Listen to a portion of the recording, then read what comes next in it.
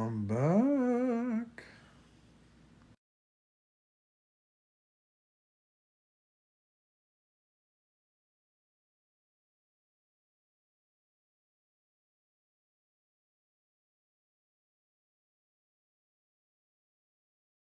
I have been unbananaed.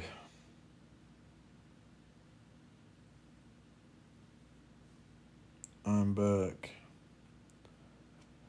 Like Eminem.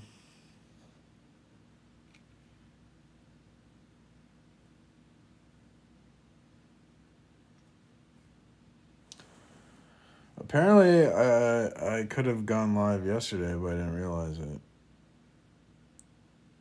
Which would have been nice to know because I was like bored yesterday because I didn't really have stuff going on.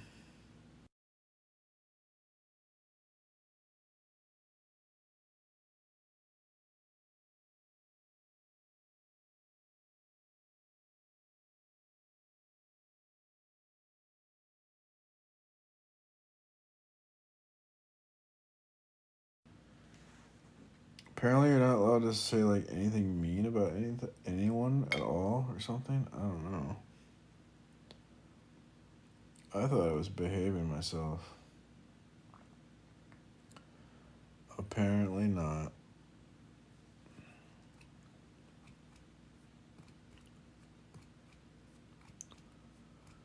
Hey, Flobby. I got unbanned yesterday. For some reason, I thought I had a week ban. Did I get kicked from a live? No. I don't think so. Not recently. The live I was on, I just left. They were kind of low information. What were they saying? All kinds of nonsense. I don't need a god for morality. Okay, so what's your moral authority if it's not God? It's just whatever, dude. There is no moral authority. We could just do whatever. Oh, okay, that's better. Yeah, that's so much better than saying God's the moral authority. Yeah, you got me there. You got me. Hello. Welcome. Hello. Yes.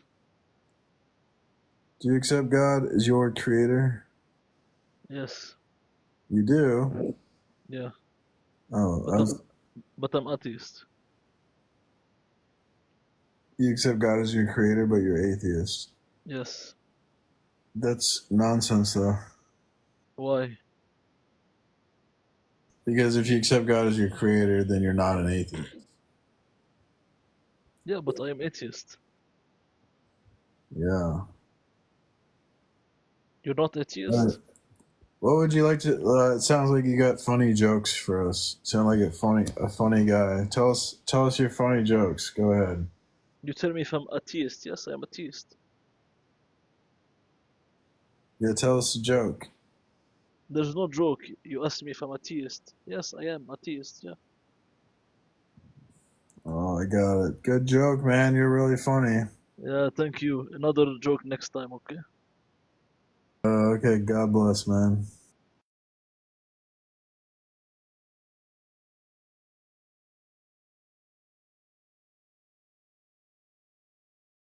Took me a while to get that joke. I'm a slow boy.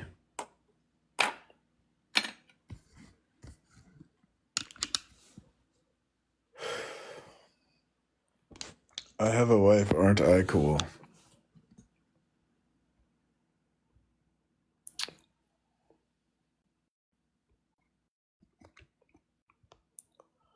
Why don't I have a wife? Because, like, I'm a big weirdo. Yeah, I'm a loser.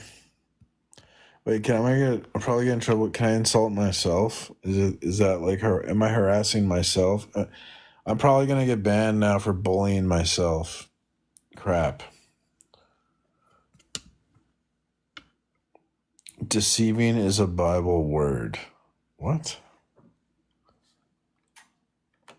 What's a Bible word? Like, because it's the word is in the Bible. Is that what you mean?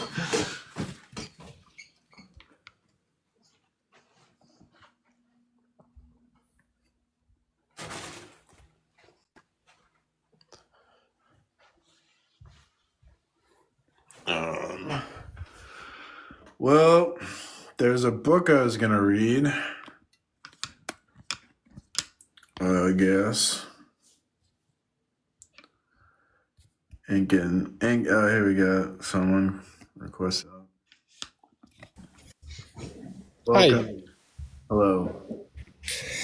how you doing today? I'm doing well. How are you? I'm well. Nice. I've never seen something like this before. Deconstructing atheism? Yeah, I kind of like specialize in debating atheists or agnostics, either or.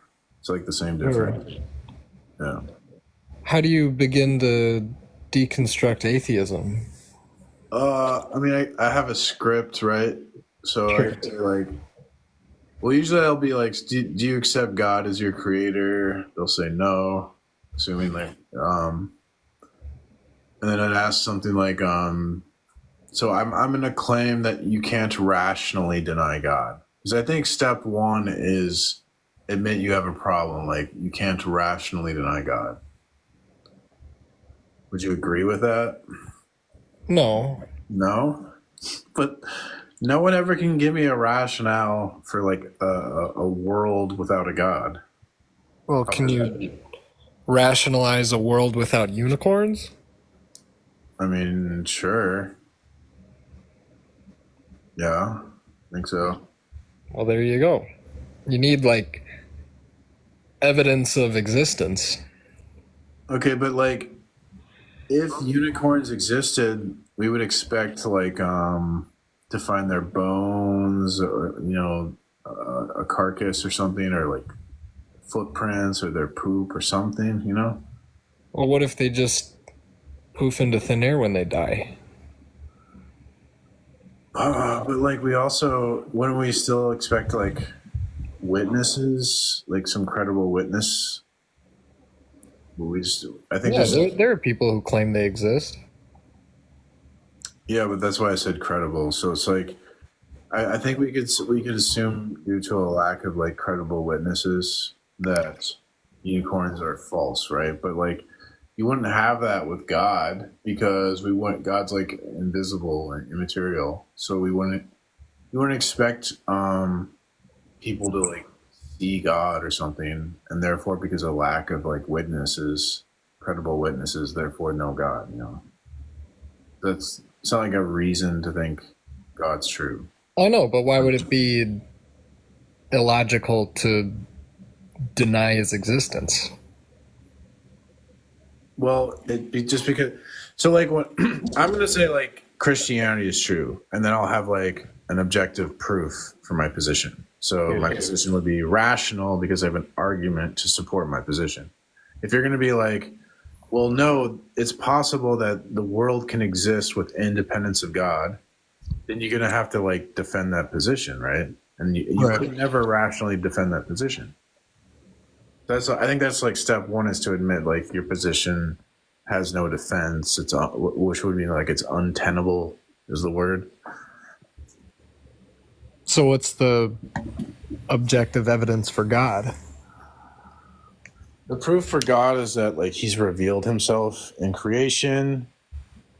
Like everything exemplifies ultimate intention, ultimate design. Only can only do so if it's like the God of the Bible. That's true. And if you deny that, you'd be like reduced to an absurdity. Like you couldn't rationally deny it. You think the Bible is the only possible way to rationally observe the world? The claims of the Bible are necessary as a foundation for us to like understand the world. Yeah, Yeah, but what's the objective evidence that it's true? it's a transcendental necessity, which means that the claims of the Bible are necessarily true to understand the world or experience. If you deny the Bible, it's like denying experience or something, or denying the ability to make an argument or science or something. So That didn't really make sense. Denying the ability to make an argument? correct. Only Christians can technically make arguments because only our worldview can account for the necessary preconditions to make an argument. So that's why we say it's a transcendental necessity. So since a necessary relationship, like if we can argue, then the Christian worldview is true. We're arguing, therefore the Christian worldview is true. Yeah, but when there's so many things in the Bible that have been objectively proven false, it turns it into a shaky foundation. Okay, so your problem is when you go, well, there's this thing in the Bible that's objectively proven false. That statement, that claim, you're implicitly saying that proof can exist independent of God. But you can't defend that, remember? I can. I mean, really? We know that Adam and Eve weren't real. We know that the world is older than 6,000 years. We know that the Tower of Babel never happened. We know that the Great Flood never happened. We know Christianity's true. We know Jesus died for our sins. We know he's going to come back to judge the living and the dead. How do you know that? Okay, so you made the claim. You're making the claim that evidence can exist or proof can exist independent of God. Demonstrate that. Independent of God? Yes, you're saying that proof can exist, and I'm saying God's necessary for I know proof. that dogs are real because I've seen them in real life. That's not evidence of God. That's an argument completely independent of the existence or not of God.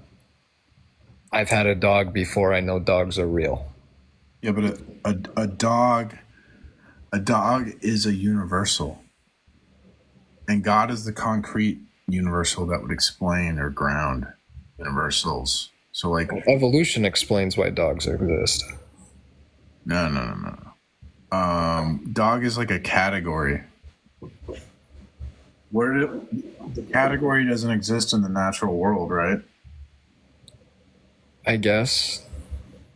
I'm saying the category exists in the mind of God. So when you talk about dogs, it makes sense because that category dog that you say has a reference to the mind of God in the divine conceptual realm. And we have access to that reference because we're made in God's image, and so we can think God's thoughts after he thinks them. So you can't even talk about the dog in your godless worldview because, where is the category dog that it wouldn't even exist? So you're talking about a fantasy. A canine mammal. I understand that's a particular. Yeah, there's a particular dog, but I'm asking about the category dogness. The property dogness. That's the name that we've associated with the animal dog. I don't know. So we're talking about atheism. So let's assume God doesn't exist, and we're trying to rationalize the world without it. And that's what we've been able to do through science in the last, few thousand years, where we can observe evolution and we can use scientific evidence to backtrace human history and world history and try to find our origins, and we find the origins of our planet and stuff, and none of this points to a God. Incorrect. So you go, let's assume God doesn't exist, and then you start talking about science, right? Problem there is what I'm arguing, I guess this went over your head. I'm arguing that if we assume God doesn't exist, science would be impossible. And we know that because science requires a logical consistency to the world and a physical, natural consistency to the world. And there would be no explanation for any consistency to the world if there is no God, because God is that which explains that consistency that we experience. and it's It necessary. fills in gaps, but that's just scientific knowledge we don't have yet. You say there's a gap between your ears? What? No, scientific gaps. Like What? things that we don't know yet, like what is dark matter and stuff like that. Like, yeah, you can put God in that box, but I'm not making a God of the gaps argument, sir. I'm saying you must not be listening to me or something. I don't know. Okay, science, if we assume there's no God, we can't do science. You get this? why not? Because when you do science, you have to have repeatable results. If every time we do an experiment, we get a different result, science would not be possible in that world, right? Well, it would mean that there's something wrong with the experiment. What do you mean repeatable evidence? So the whole idea of science is that there's a consistency in the world that we can repeat an experiment and we get the same results. If Right. you get different results every time you did an experiment, you can't do science in that world. Okay. Okay, so in the godless world, if we assume no God, well, there's no explanation for the consistency that we experience that's necessary to do science. You see what I'm saying? So God is The necessary. Existence of the consistency is evidence of science. Where does God come into that? Well, there's no empirical proof, there's no scientific proof of the consistency, and there's no like rational proof, there's no logical proof of that consistency. So the only way we could prove there was consistency in the world is if like the one that made it consistent revealed knowledge to us that that's what he did. So when did he reveal knowledge to us? Through the course of human history, codified in the Bible, through the prophets. But the Bible isn't consistent. According to you, according to a Christian perspective, Revelation is consistent. Yeah, that's you're just saying, oh, if you think it's consistent, then it's consistent. I'm telling you it's obviously not because of the examples I gave of parts of the Bible that have been proven false. But again, how do you prove something without God? If the Bible says that there was a massive flood a few thousand years ago, and then we use science to realize that didn't actually happen.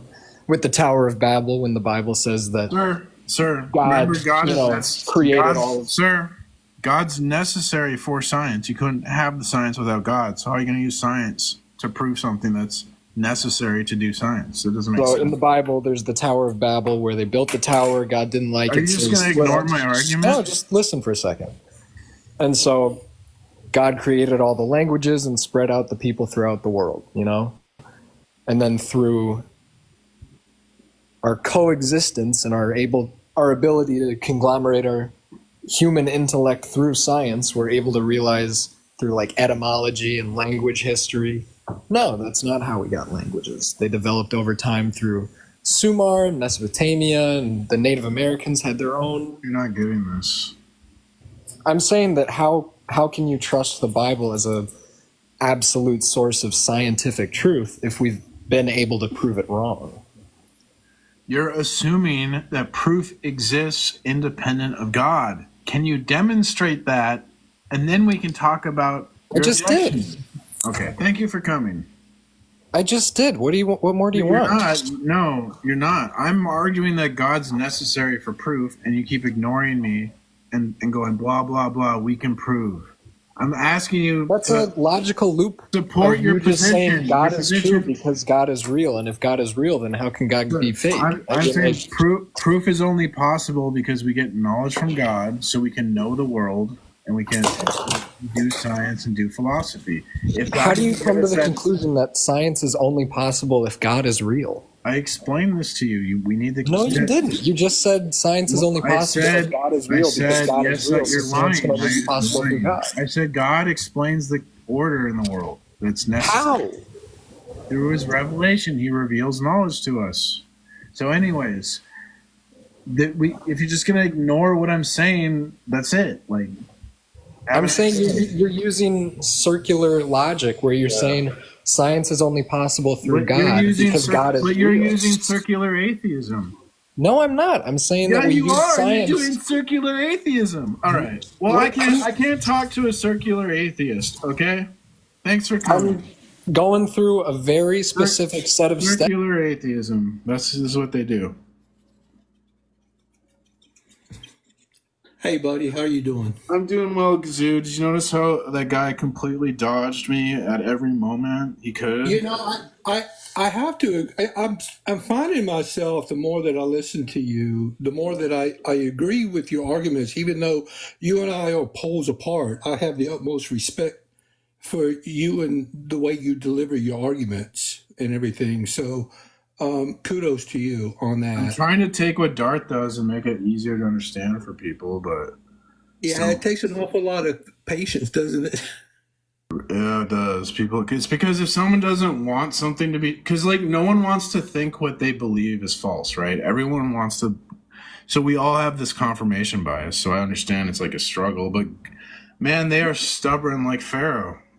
Well, you know, I don't know. I've said what I'm about to say so many times, and I do apologize if you've heard it before. But me personally, I was born way back in the 50s. I'm on the back side of 60 years old. I'm in my latter 60s. And I tell people, you know, if God is real, I need to get on board because I got a lot more decades behind me than I do in front of me. And I say that kind of jokingly, but there's a lot of truth. And that's why I go from place to place and I have exchange of information and I learn more and more of what people believe and why they believe it. But I want to make sure I want to do a reality check, and I want you to correct me if I'm even just a little bit off about the point that I'm about to make. You got a minute? Yeah, go ahead. Okay.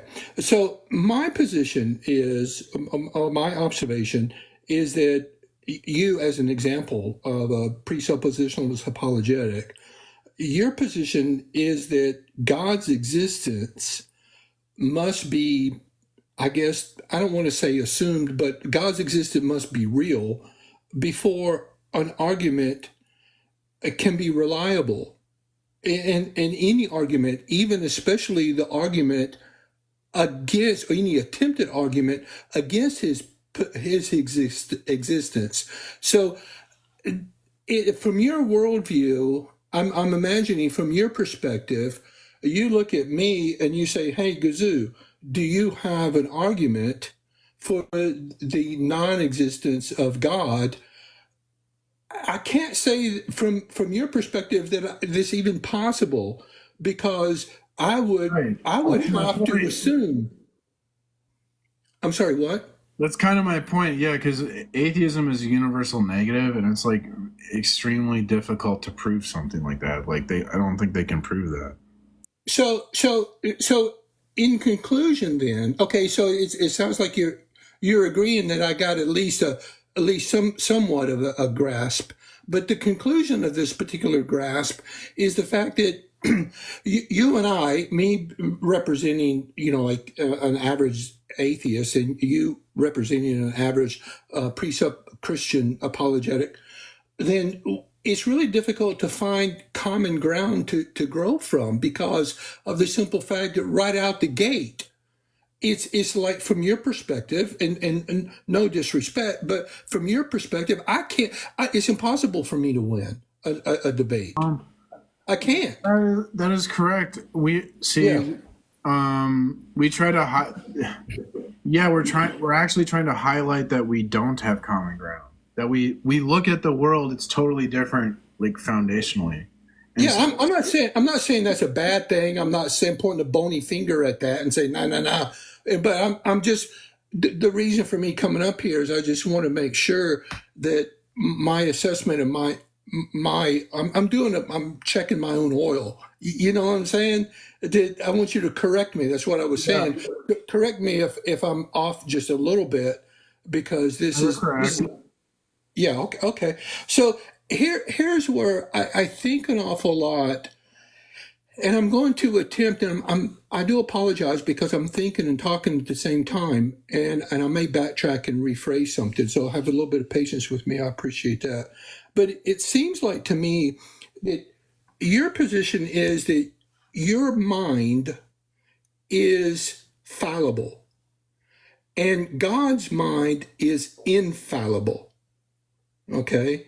But you have a fallible mind, then whatever revelation that you receive from God, whatever type of revelation you receive, you still have to perceive this and interpret this through your fallible human mind.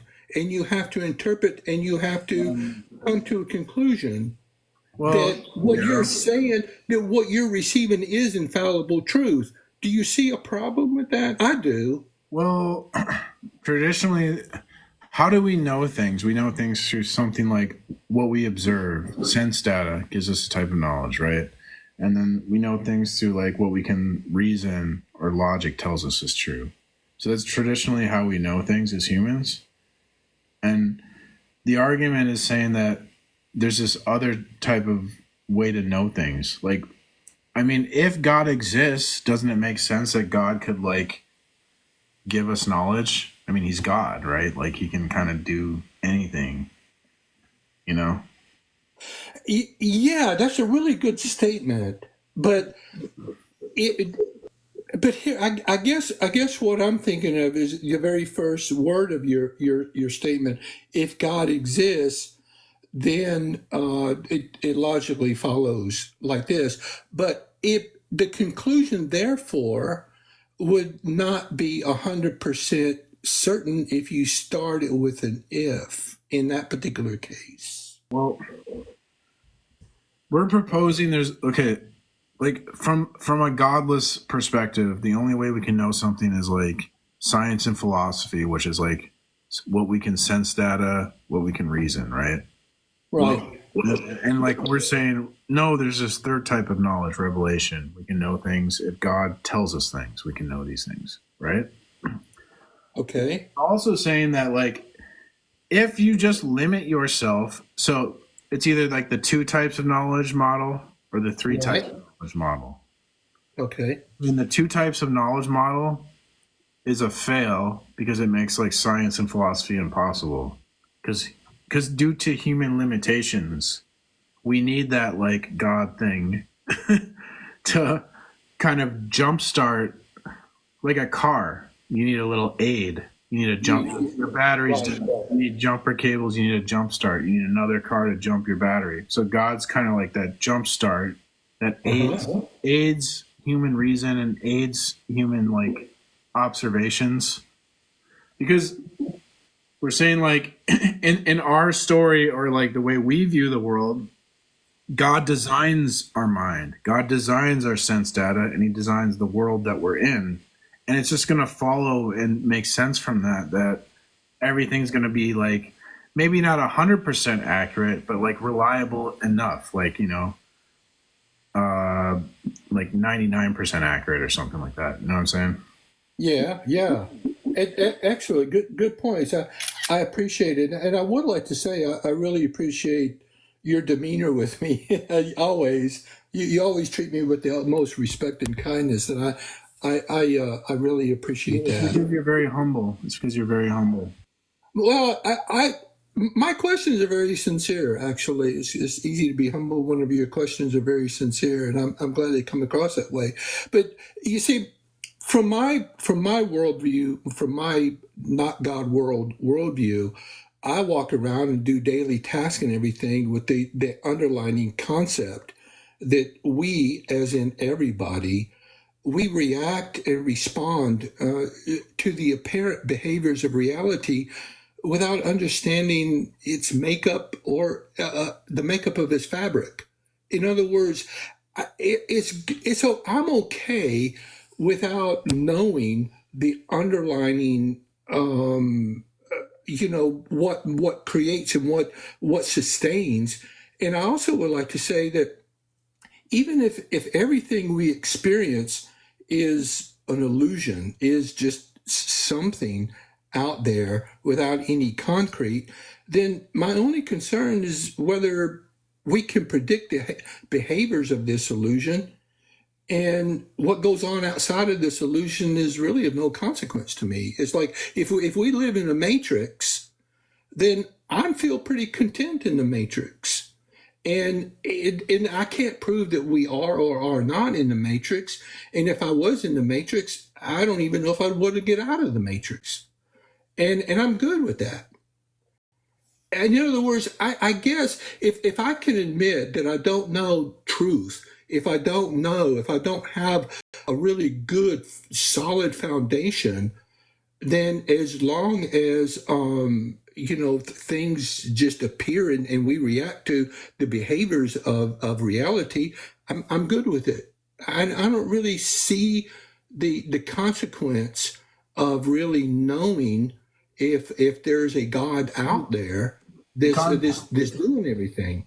I guess the consequence will be on Judgment Day, right?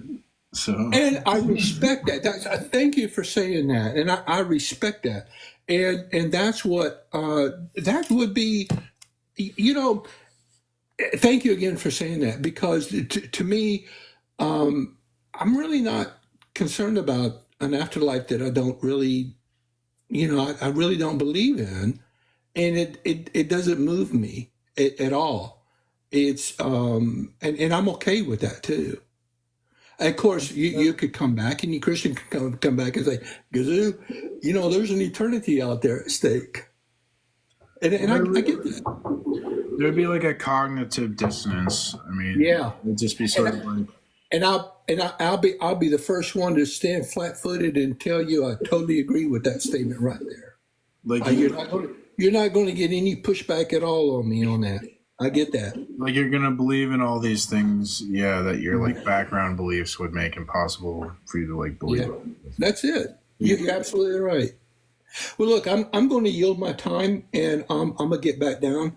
And as always, thank you so much. I like I say, I just want to come up here, get a reality check, make sure that I'm at least kind of not way off as far as what I think you stand for and everything. And as always, thank you so much for the engagement. Yeah, you're welcome. Thanks for coming. Okay. Sure, buddy.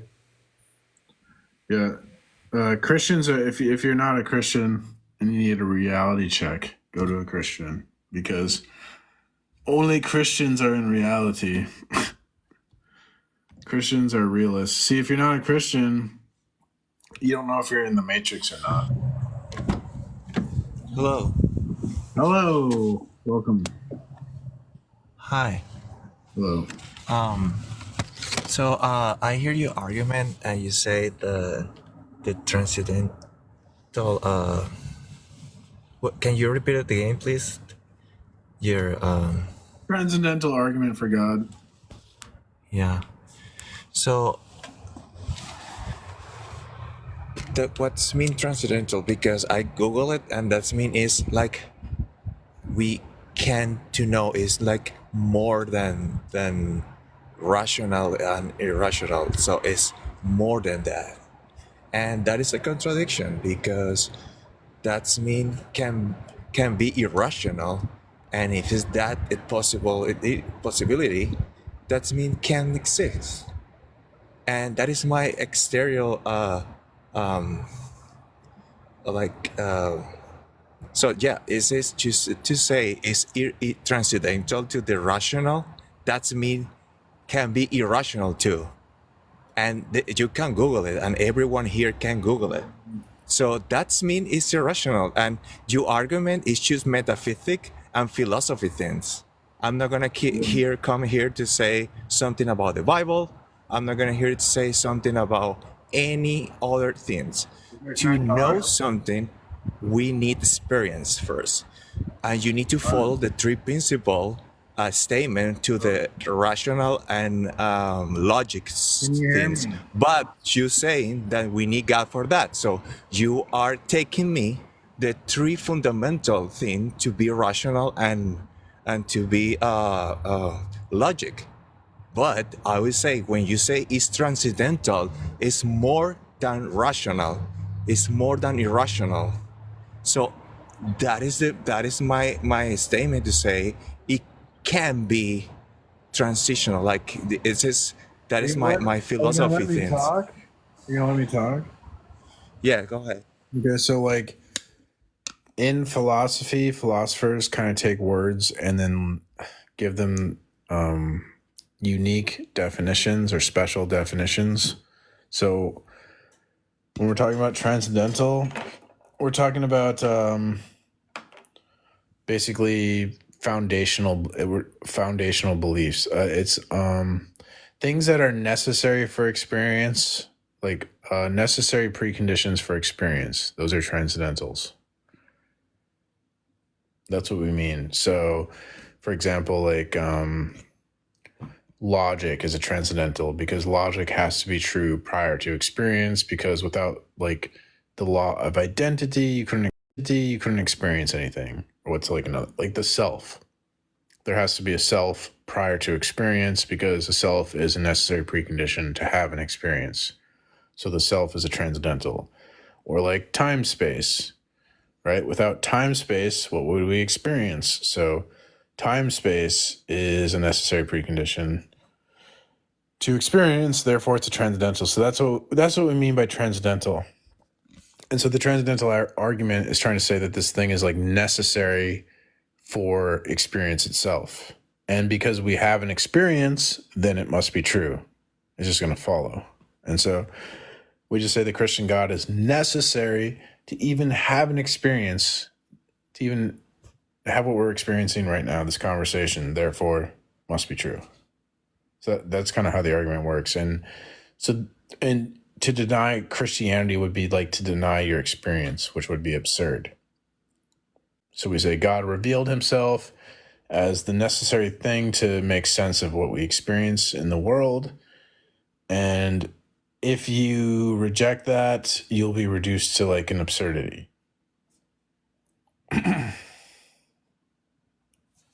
Yes, Mark, this is not the first time talking about this argument. And I say this argument is kind of cheating because you basically take the three fundamental rational and logic things and you presume that God already exists. So that is why I'm presenting you a metaphysic and philosophy argument. Then to say that presuming that God exists first, you need to give it to identity. This is the first logical statement. And when you give to him that identity, then that's mean he something is saying is saying by himself. I don't know. My English is not good. Now you can have experience in the natural and have this. You can define his natural because we reacted with them. We have connection. We have like a what is it called? A feedback with the natural from the characteristics, and after that you don't need the excluded third logical argument too statement. So you don't need a third person to say that. So that is my argument, Mart, and you are not responding my argument. You need to identity your God. How you do that? Are you? It's hard. I think because of the language barrier, it's hard for me to understand you. Like, are you talking about how like we know God? Because that would be the answer to that would be right. Okay, listen. I'm telling you the three fundamental rational and logic statements. Laws. Okay, so you're saying identity has to be true before Exactly. You need to identify how you show me or explain me how you follow that statement. I think the way that's actually a really good question. Okay, tell me what you think, and now I will tell you what is the real thing. Well, I think what William Lane Craig says is that God's properties exist prior to him conceiving of his properties or something like that. And like now tell me the property, and now tell me how that property fall on us. Every single thing in the world that exists had interactional with the natural from that first statement. When you give in the personality, when you give me the identity, tell me, explain me that. We're talking about metaphysics and philosophy. Tell me. Yeah, I think like the law of identity, like God said, like I am, or something like that. So God, that's like his nature, and then he conceived of his like nature after he existed. So I think that's how that works. You, yeah, you're not responding my argument, It's Mars. hard for me to understand. You need to read more about philosophy and metaphysics, because this argument is just technical metaphysics thing. And also, my name is Jeep, but you never put me up because you always drop me for my language. So that is why I came with this account. But yeah, I'm just saying that if we don't have an argument, metaphysics argument against your argument, it's just losing time, because it's really this argument. I would be honest, because I'm an honest person, Mars, is one of the most hard to talk about it.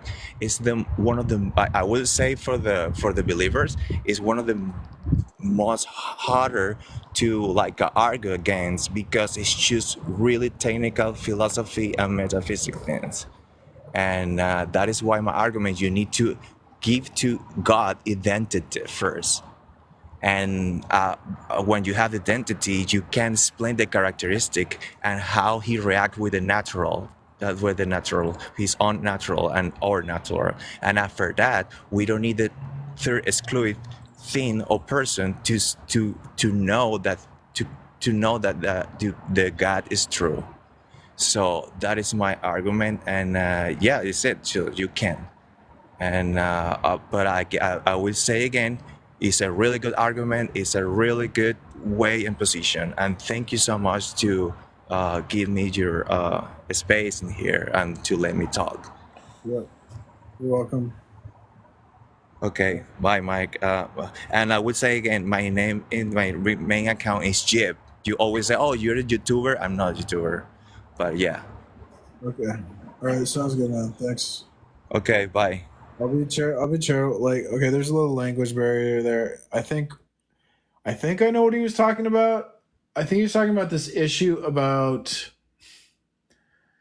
it's an issue with divine conceptualism that like God. I think God has to have his properties before he conceives of his properties, and this might lead to some like contradiction or something. I don't. I'm not really familiar with the issue. I can't really comment on it, so I have to read more about this. So I'll give him that. But I think like the way I would respond for now is like I would say that like so no position is entirely without problems. Okay, it's not as if I'm saying Christianity is like perfect. Because what Jay Dyer puts it, that no worldview is exhaustive, so no worldview can literally answer every single question. But the idea with the transcendental argument is like at least the Christian worldview can make sense of our experience, so first we have to make this is more foundational to the issue that he's arguing about. He's arguing about like a problem with divine conceptualism, but it's like at least what we're proposing can make sense of our experience is like uniquely necessarily. And so I think it's not really a defeater, I don't think, for the transcendental argument. I think Jay Dyer would say he has a explanation or answer to that objection. The objection the guy's raising is in the essence energies distinction. And again, I don't know a lot about that. I'm not Eastern Orthodox. So he's getting into like theology stuff that I'm not that good on. I have to do more research. I have to do more reading.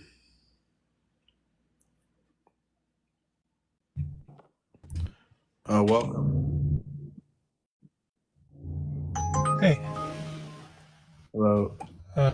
You already struck out twice on me, so I wonder if you can justify your position today, since you can't do anything with mine. What do you mean I justify my position all the time? Can you hear me? Yeah, can you hear me? To me, interact with. Yeah, can you hear me? Yeah, I can hear you. Are you lagging?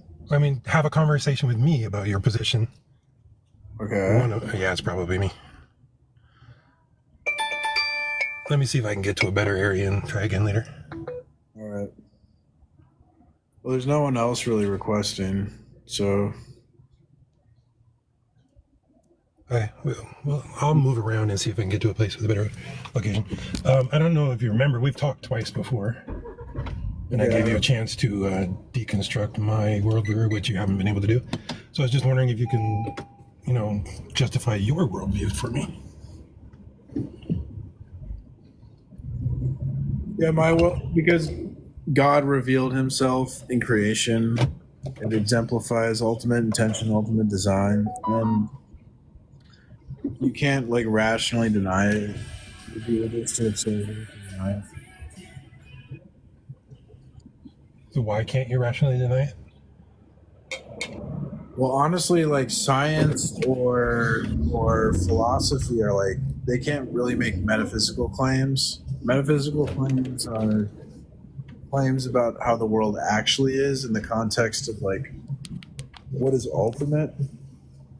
So you just can't even really talk about reality in like But your position is a philosophical one, so you are using philosophy. yeah. So I'm making a you're philosophical. discounting your own position there.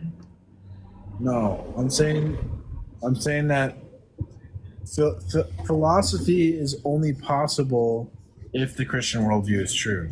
So, if you reject the Christian worldview, it's like rejecting science and philosophy because there's a necessary relationship. An analytical one, or derived? A transcendental necessity. No, I mean, is the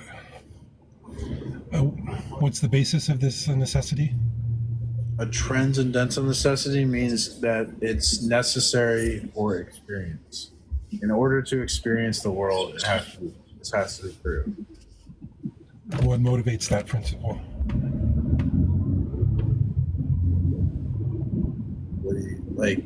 So, for example, like the law to experience the world, we have to be able to identify the world.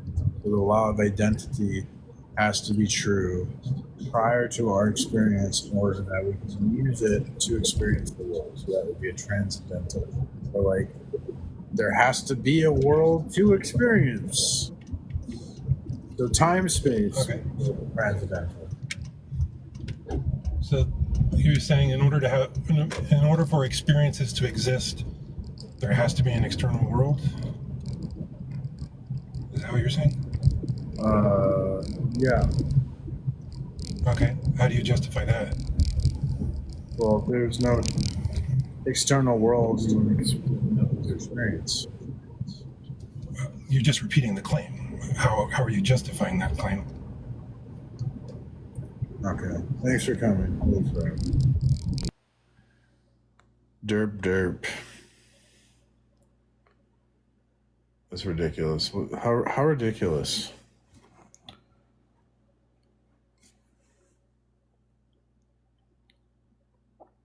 Oh, did this guy in the queue looks like he dropped? Yeah. Well, I would have talked to that guy longer, but I thought there was someone else that wanted to talk to. And oh my god. No wonder why I don't talk to that guy.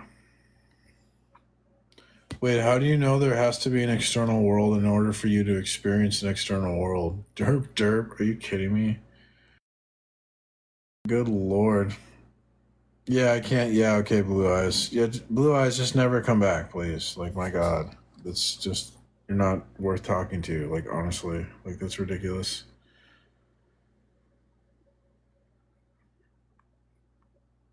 You're just gonna say, like, absolute nonsense. Like, don't come up. An assertion as proof fallacy, almost like it's their entire argument. What? Yeah, I justified my claim, but you just don't care, and I don't think Honestly, I don't think you can understand what I'm saying, so there's no point in not really having a conversation. Um, there's a book I wanted to read called The Ethics of Freedom. It is long. What is it, like 500 pages? I've seen some quotes and I like the quotes, so I want to read this book based off quotes.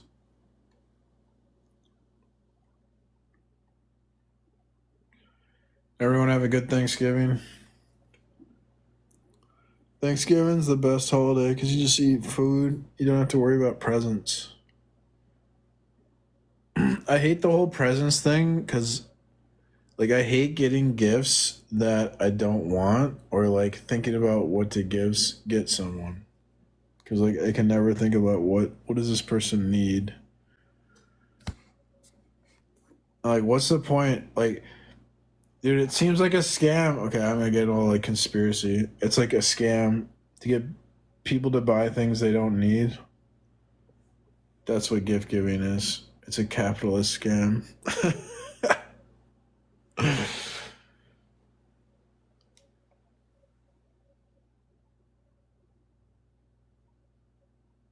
Yeah, like to me, a holiday is like family get together, have a big meal, have a good time. That's it. We don't need to all give each other gifts. That puts too much like anxiety on the whole situation. There's enough anxiety at family get-togethers, anyways.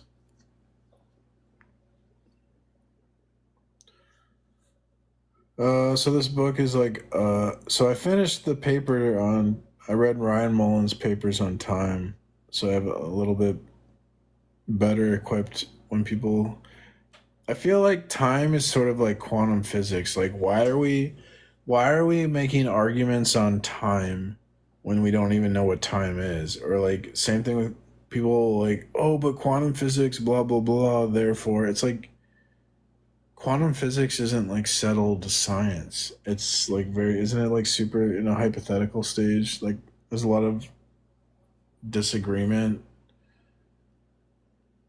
So, I mean, I don't understand quantum physics. It all sounds like mumbo jumbo to me.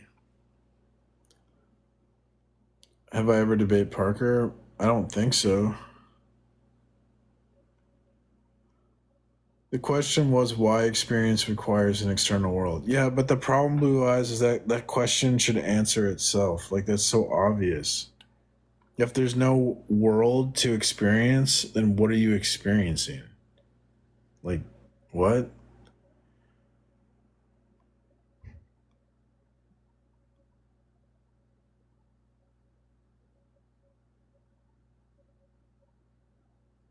Do I believe in reincarnation? No, I'm a Christian.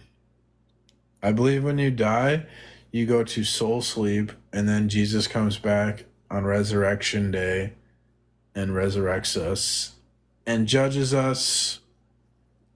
And some people go to a lake, and some people get perfected bodies. And there's like a new heaven and a new earth. I think heaven's going to be like, it's going to be a lot like it is now, except for there won't be like death, suffering, and there won't be any hate in the world.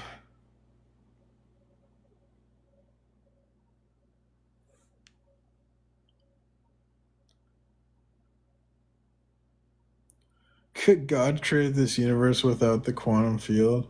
The quantum field can't exist without God.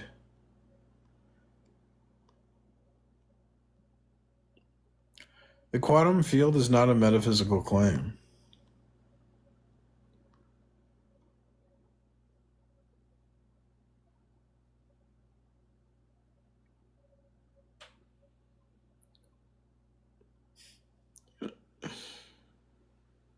Honestly, it does. Like, doing anything requires God.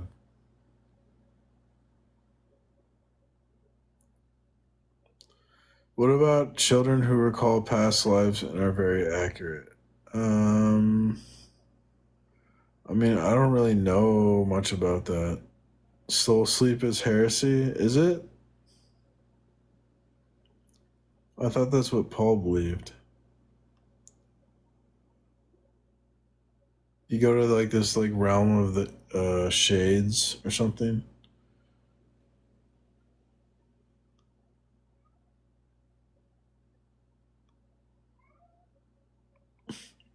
I could experience the world without there being a world. Why do I need a world? Oh my goodness. I know God can create this universe, but was the quantum field needed? I don't know anything about a quantum field. All I know is the quantum field is not like God. It's not a metaphysical claim. It's not the ultimate. It's not the absolute identity statement. I can't remember where I read it was like a candidate for the absolute, it's a bad candidate for the absolute identity statement. This paper was arguing that God was like the best candidate for the absolute identity statement. I can't stand it when people bring up quantum physics.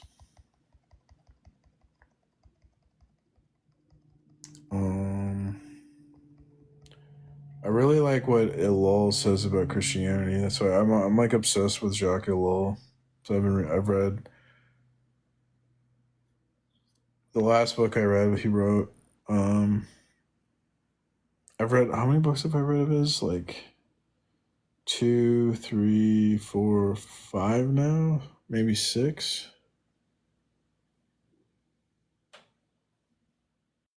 He's like a sociologist, philosopher, and he has like a different way of thinking. And I like out the box kind of thinkers, and he's an out the box thinker. So I might get a little heretical. What does he write? Freedom, writes Ellul in his preface to this provocative new work, is the location and condition and arena of all Christian ethics. Freedom is the ethical aspect of hope, not hope in the sense of wishful thinking or a vague confidence that things will turn out all right, but hope as a creative human response to what God has done for us.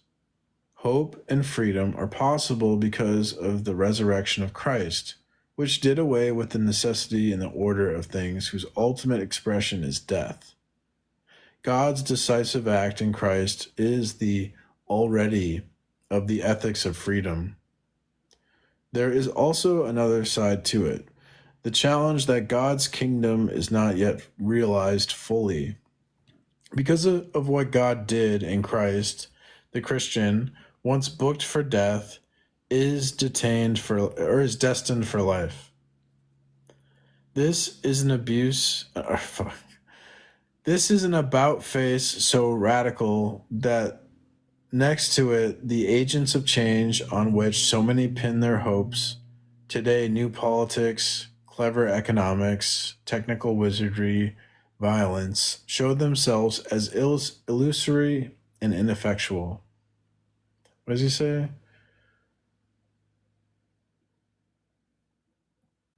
What God did is an about face so radical that next to it, the agents of change on which so many pin their hopes today show themselves. Oh, it's that, I guess he's saying that what Christ did is so radical that anything else seems like it doesn't matter, I guess.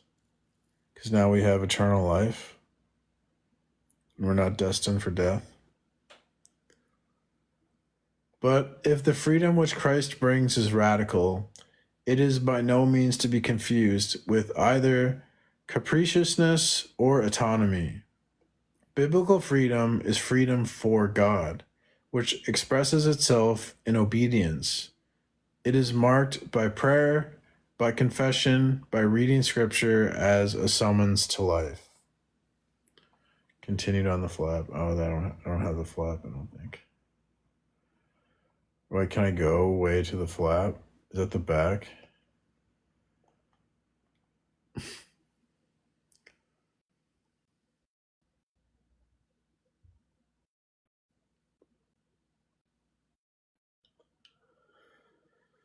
Lowell writes a lot about like love and freedom. Those are like my favorite things in Christianity. Yo, Tab, did you get bananaed? Your like live ended abruptly. I didn't realize that you're on appeal. Really? Did I get you bananaed? What happened? Yeah, I got unbanned yesterday, but I like forgot. I should have went live yesterday because I was like bored. What is the combo here? Well, I try to like debate against atheism and agnostics. Oh, you ended it by accident? Oh, nice.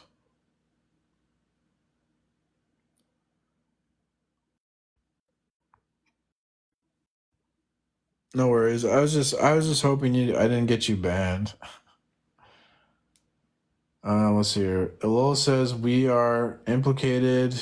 Oh man, this is kind of like covered up by something. Implicated something world.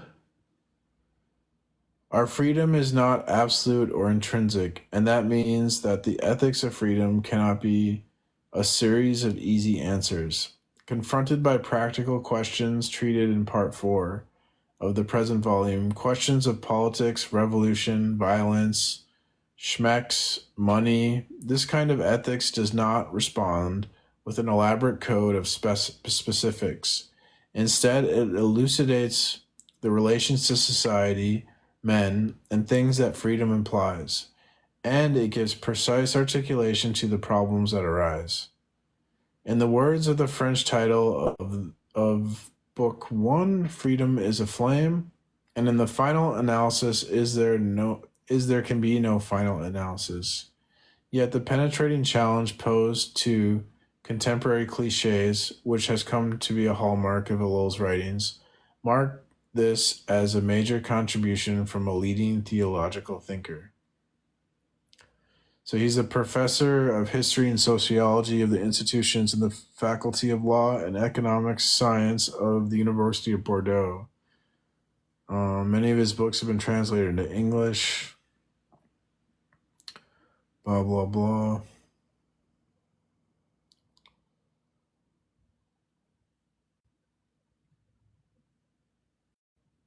Then there's some quotes. Publishers Wiki. Elul is without doubt one of the most powerful Christian thinkers of our day. The ethics of freedom bristles with insights that challenge the intellect as sharply as they challenge our secular predilections. Exasperating and provocative, old-fashioned and avant-garde, Elul is and will remain a challenge both to the critics of faith and to the unfaith of critics, whether they be from without or, for that matter, from within. Yeah, if atheists would actually listen to me, they could actually use Elul to like counter a lot of Christian arguments, but they don't listen to me.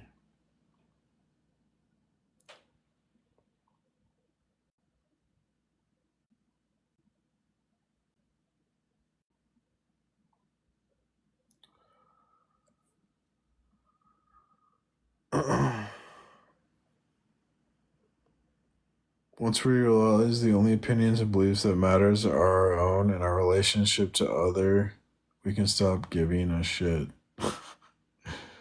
You just want to not give a shit? Like, what? Don't you want to give a shit? I mean, if you don't want to give a shit, then yeah. Atheism. Oh, did I get any more, like, backgrounds?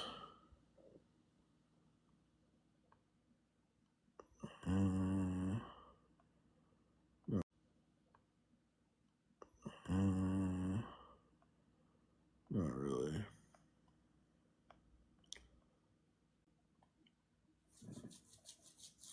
I got some more memes, but I guess I didn't see them. I got this like good Thanksgiving meme. did it say? It said that it was like a quote. Here, I'll get it. By Gilbert K. Chesterton. I don't know who that is, but he said, "The worst moment for an atheist is when he feels a profound sense of gratitude and has no one to thank." Aw, poor atheists. Who do they thank? I thank the Big Bang for banging me into existence, and to the great apes from which I evolved.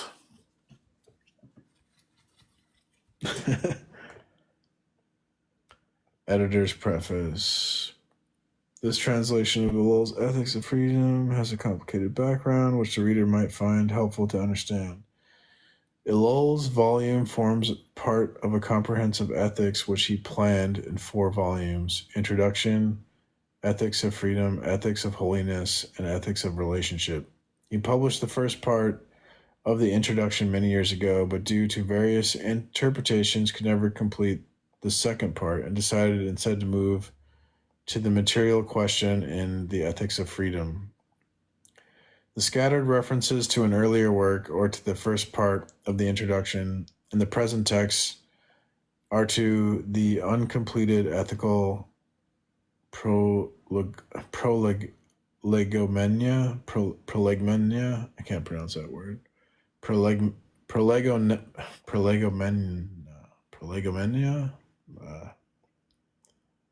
I have to hear a word. I'm not very good at I'm not a good reader. Prolegomenon. Prolegomenon.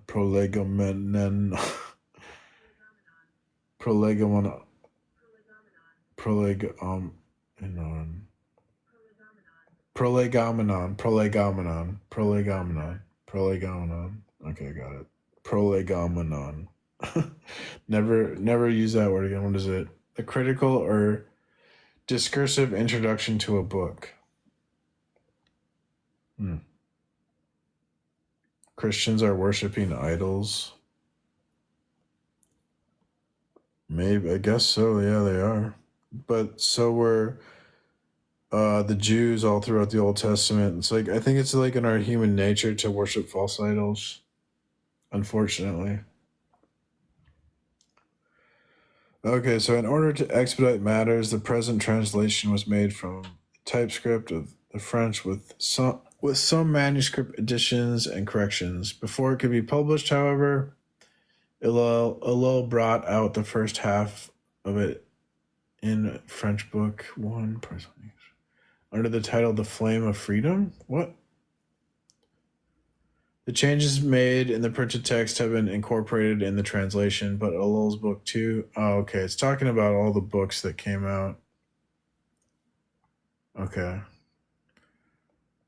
I don't need to read this. It might be added that Hillel's work is to achieve proper effect should not be read as a definitive statement, which can be appropriate only if assent is given, but rather as a spur or stimulus which provokes a new and exciting effort. Hillel may often be wrong, but he's never, platitudinous or dull. Much can be obviously gained to keep from blah, blah, blah, blah. The author's preface. No atheists want to defend, or agnostics. I'm saying Christianity is dumb and cult-like. I mean, Christianity can be dumb and cult-like, yeah. That's true. It's not, I mean, even the Bible talks about there be like false prophets and people that claim to know Jesus, but Jesus never knew them. I mean, we got Joel Osteen, so yeah. But it's also awesome, so. I mean, you're just framing the bad. If you just want to frame all the bad parts of anything, it's gonna look bad. Anyone can do that, or you could talk about the good parts and make it look good. or you can be fair and balanced, right? Like Christianity obviously is good. There's some bad apples, but I mean, Jesus is awesome. So,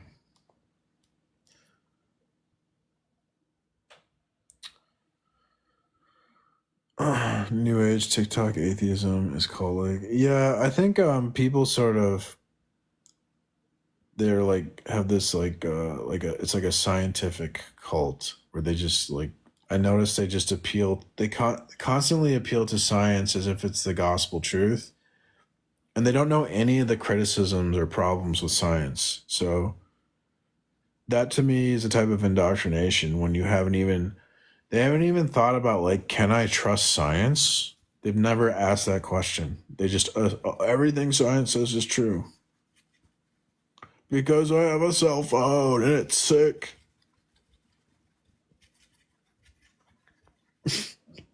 I was just on a live where they were like, what were they saying?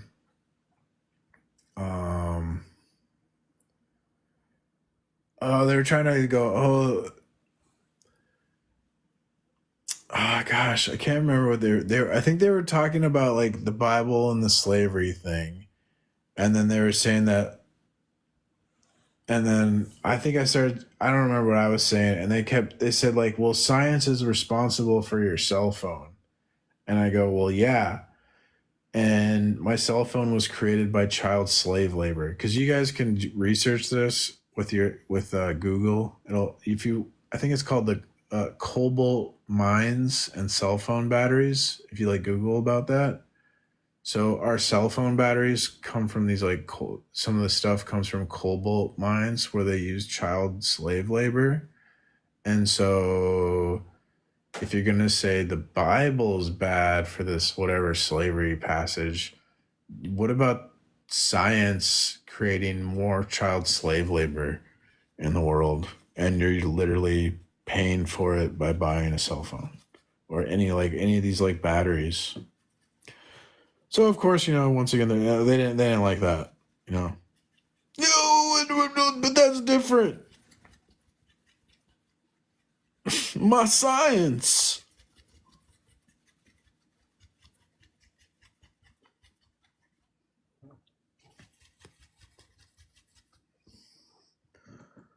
It's called consumerism. Yeah, and science, but like if science never made cell phones, then there wouldn't be less child slave labor. Well, welcome, Benjamin. What's up, man? How you doing? I'm doing well. How are you? Pretty good. Nice. I always had a question about the God from the Bible being omnipresent. He's everywhere at all times. Is that correct? Yeah. So my question is he in hell as well? I thought you were gonna go there. That's the theologian that I'm reading the book. He actually makes this argument to support universal salvation. So, I guess God would be in hell. I don't know. That's a good question. Actually, And a follow-up question will be, like if he's in hell, he's seeing the justice that's being served by him, and does he enjoy seeing that? Because I mean, if someone that wants to be a judge goes through a college and does all his studying and everything, and he does it, or he or she does it because he wants justice to be served, therefore that's why he goes to school and all that, because he wants to do that for a living and he gets money off of it, or she does. So does he get justice out of it? well, Like, does he like seeing I don't know if he Hitler likes it, but getting justice? I mean, why wouldn't he? Like, he's a just God. I mean, by being a just God, like, wouldn't you think that he will enjoy like the justice that is being served? Like, for example, if somebody were to unalive my twin brother, I would like to see the justice being served. So, yeah, like, I agree, right? Like, That's one of the problems with the human justice system, right? Because sometimes people get away. Like, what was the Zodiac guy, right? He never got caught until after he was unalived by natural means. So he never served justice, and he did a lot of horrible things. So that's it'd be nice if Christianity was true, right? Where God would make sure that the Zodiac person, got tossed or whatever, served whatever justice God deemed appropriate, like that.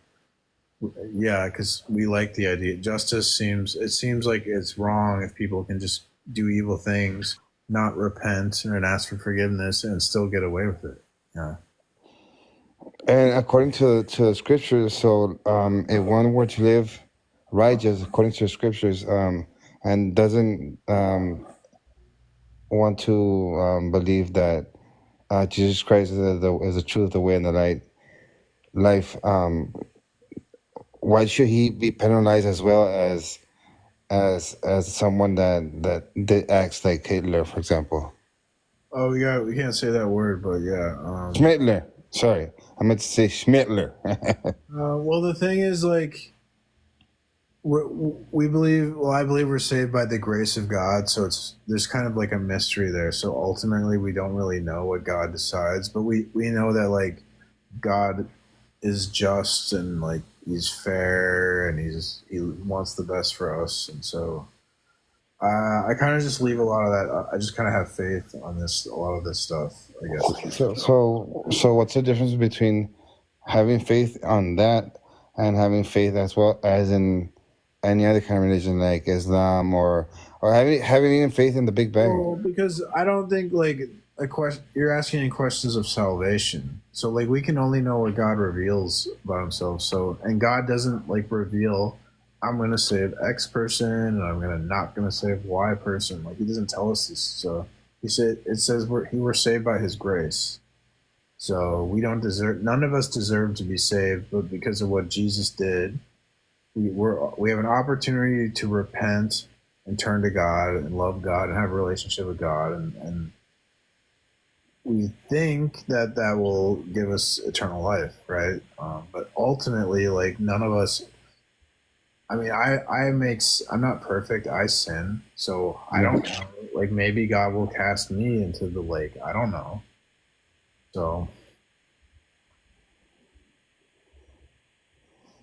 Interesting. People don't like that. People want to be secure, but I like the idea of universal salvation. I like the idea that everyone is saved, because, like, I don't want anyone to suffer eternally conscious torment. That kind of stuff. So like when in the second coming of Christ, every knee shall bow and say that Jesus Christ is the Lord and Savior.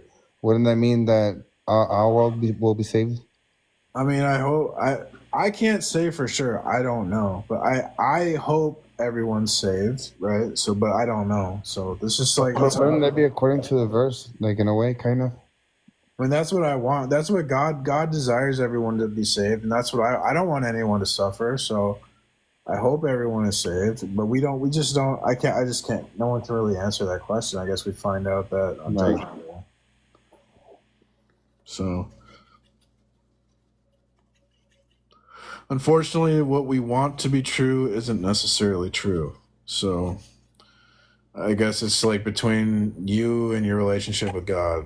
That's on that one. Sorry, I got a phone call. What do we leave off? I'm sorry. Oh, I was just saying it's unfortunate what we want to be true isn't necessarily true. So it's going to depend on, like, I guess people. But there's a saying in Spanish, cada cabeza diferente mundo, like, meaning, like, everybody's the way they think is different, so I mean, the way my worldview is different than your worldview. Yeah. But how can we be 100% sure that the Christianity worldview is the correct one?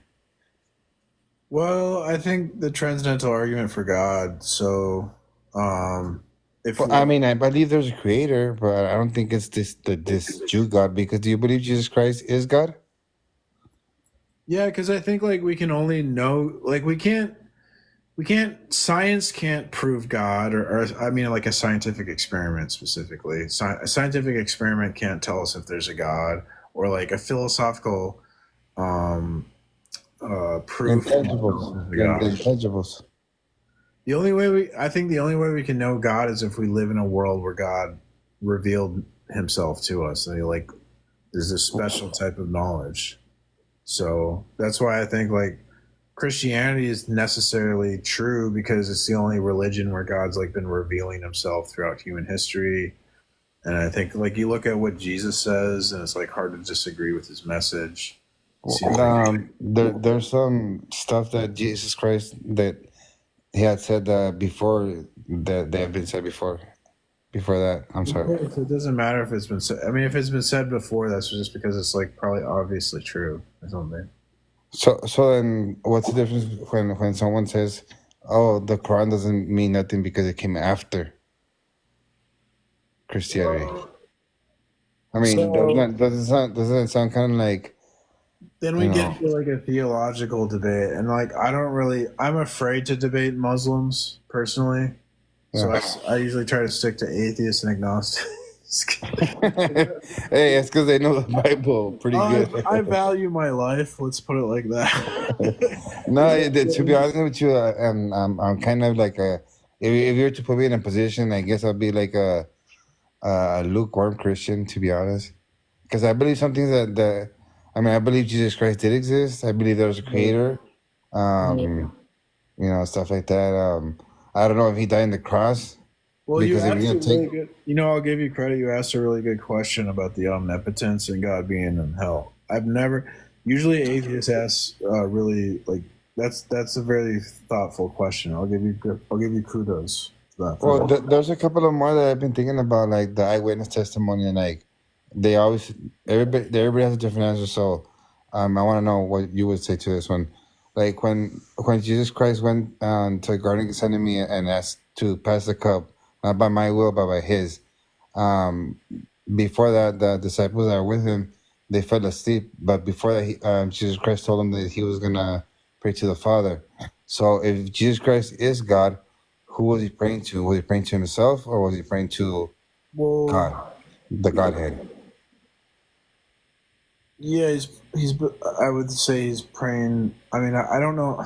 I'm just guessing because I'd have to look this up. I don't know off the top of my head, but I mean, so we believe there's like three distinct persons. So there's the Father, the Son, the Holy Spirit. So he'd just be praying to like one of the distinct persons of the Godhead. Oh, okay. So then the disciples were asleep and this eyewitness testimony. Who saw that happen? Oh, I couldn't answer that. I'd have to look that up. I wouldn't know that off the top of my head. And there seems to be no answer to that one. And the 40 days, 40 nights, Lucifer and Jesus Christ never wrote a scripture. So who saw that event happen if it's an eyewitness testimony? And we go to Matthew's, and in Matthew's it says the Holy Spirit was Jesus Christ. And it didn't say the Holy Spirit told Matthew, Mark, or Luke, or John. I would say the Holy Spirit could witness it, I suppose, and No, I'm saying that this says the Holy Spirit walked with God. It doesn't say he told Matthew, Mark, Luke, or John. All right. Well, I mean, I don't know enough about it really to comment. So you don't know much of the Bible then? It's a lot to learn. I mean, I've only been a Christian for like 5 years, and I'm studying it, but like I'm not like a scholar. So Me either. When I get to be Darth Sage, maybe I'll have these answers. You know what helps a lot? Watching debates. Yeah. What's that? You know what helps a lot? Watching debates. Okay. Yeah, I've been focusing more on like going after debating atheism. So I've read like books about that and stuff. But I've read theology books too. But there's so much to know about the Bible. Like even Bible scholars, I mean, can't answer everything. So. Yeah. But yeah, I believe Jesus Christ did exist. All right, right on, man. Yeah. Well, thanks for having me on, man. Yeah, thank you. No problem. Bye. All right. Have a good one.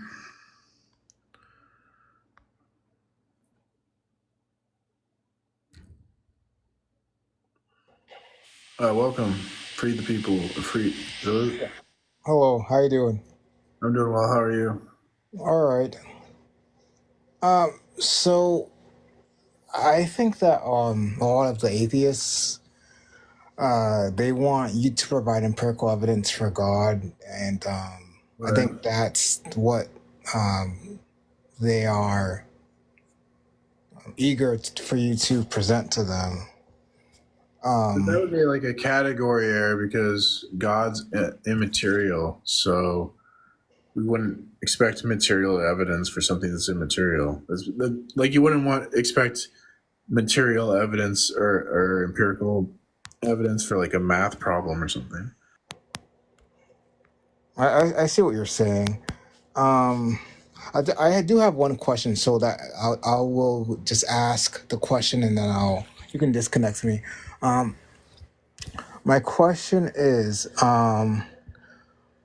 what would you say to a Gnostic or someone who has a different interpretation of the Holy Bible? Like, for example, let's say that someone thinks that the Bible is discussing aliens and hybrids and things like that. What would your explanation be for that?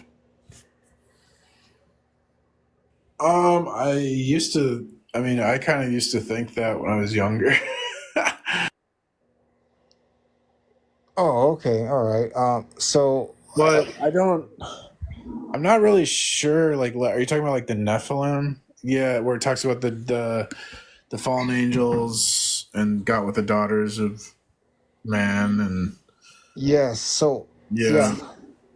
For example, like if someone said, "Oh, I think the Bible is about the Anunnaki, and I think the Bible is about extraterrestrials," what would you say to that person? I don't think there's really a clear answer to that question. So I would just say like where they're kind of adding things in there's no reason to think that biblically. Like there's things in the text that aren't clear, and so maybe to act like they're clear is like not. I guess they're adding to the text, I would think. Okay, I understand what you're saying. All right. Well, that's all I had to ask. You can disconnect me now. All right, man. Thanks. Yeah. Have a great night. You too.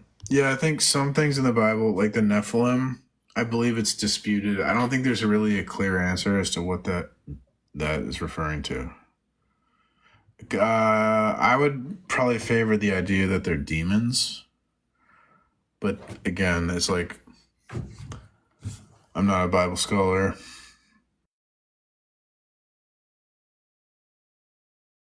There's a popular idea that the UFO phenomena is demonic in origin. So I think that's pretty interesting. It also could be like advanced military technology. It also could be aliens. It's hard to. That's the thing with science, right? Because for any phenomena, so like UFOs, for example, there's like a million things you could think of as to what it could be.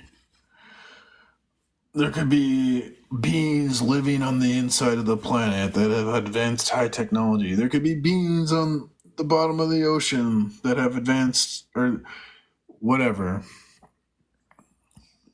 Any phenomena that happens, you could think of a million explanations. So that's a problem with science. It's called the underdetermination of data. So we have data, UFOs, but we don't know how to like explain the data. Welcome, Savage.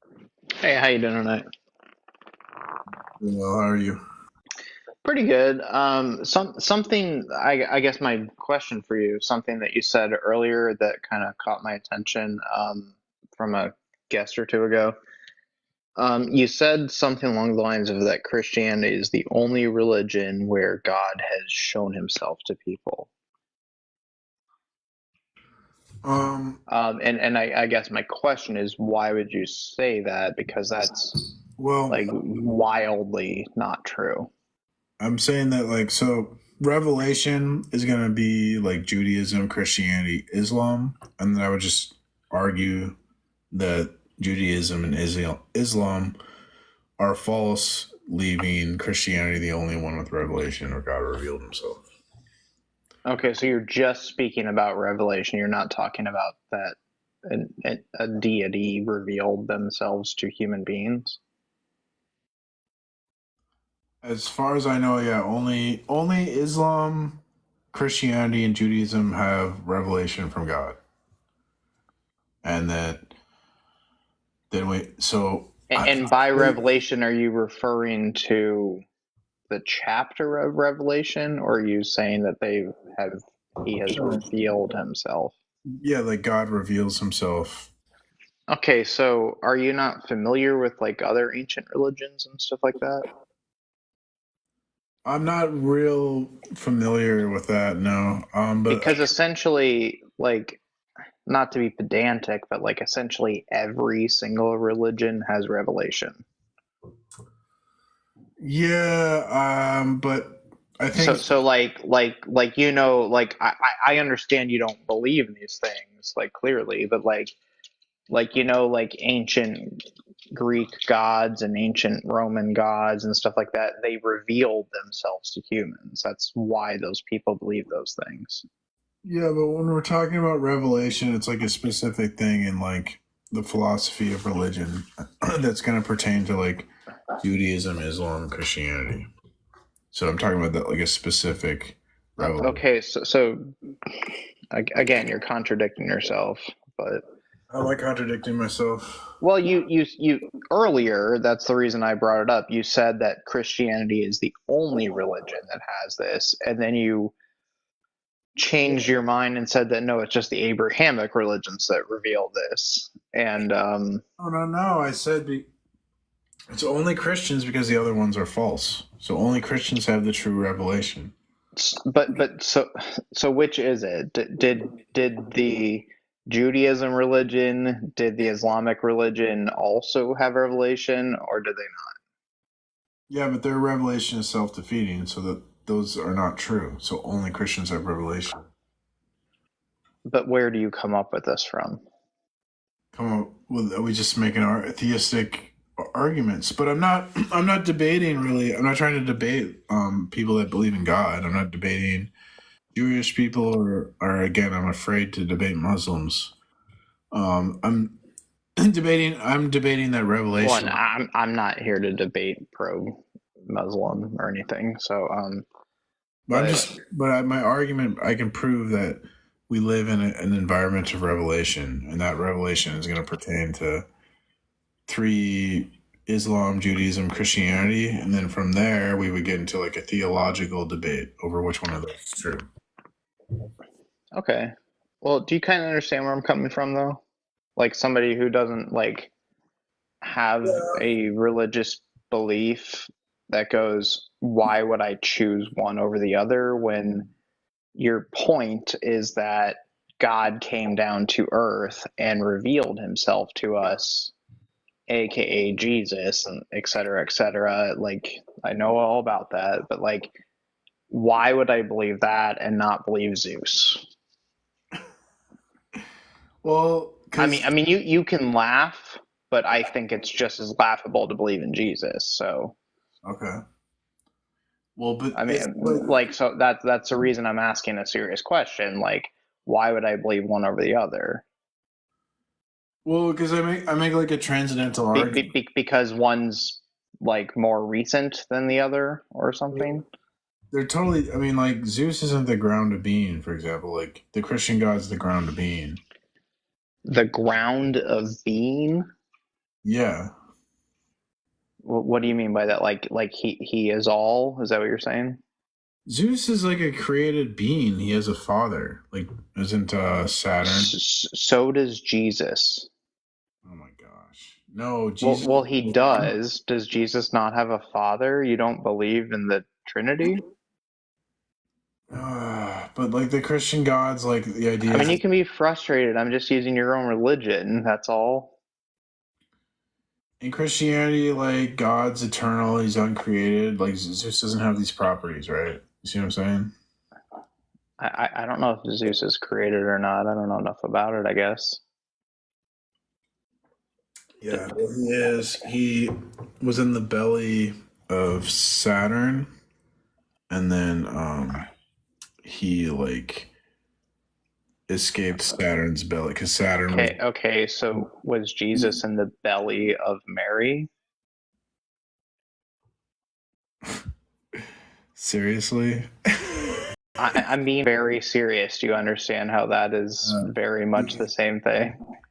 Oh, so Jesus. I'm not saying it's the exact same story. I'm saying that, like, believing that Jesus is God is the same thing as believing as Zeus is God.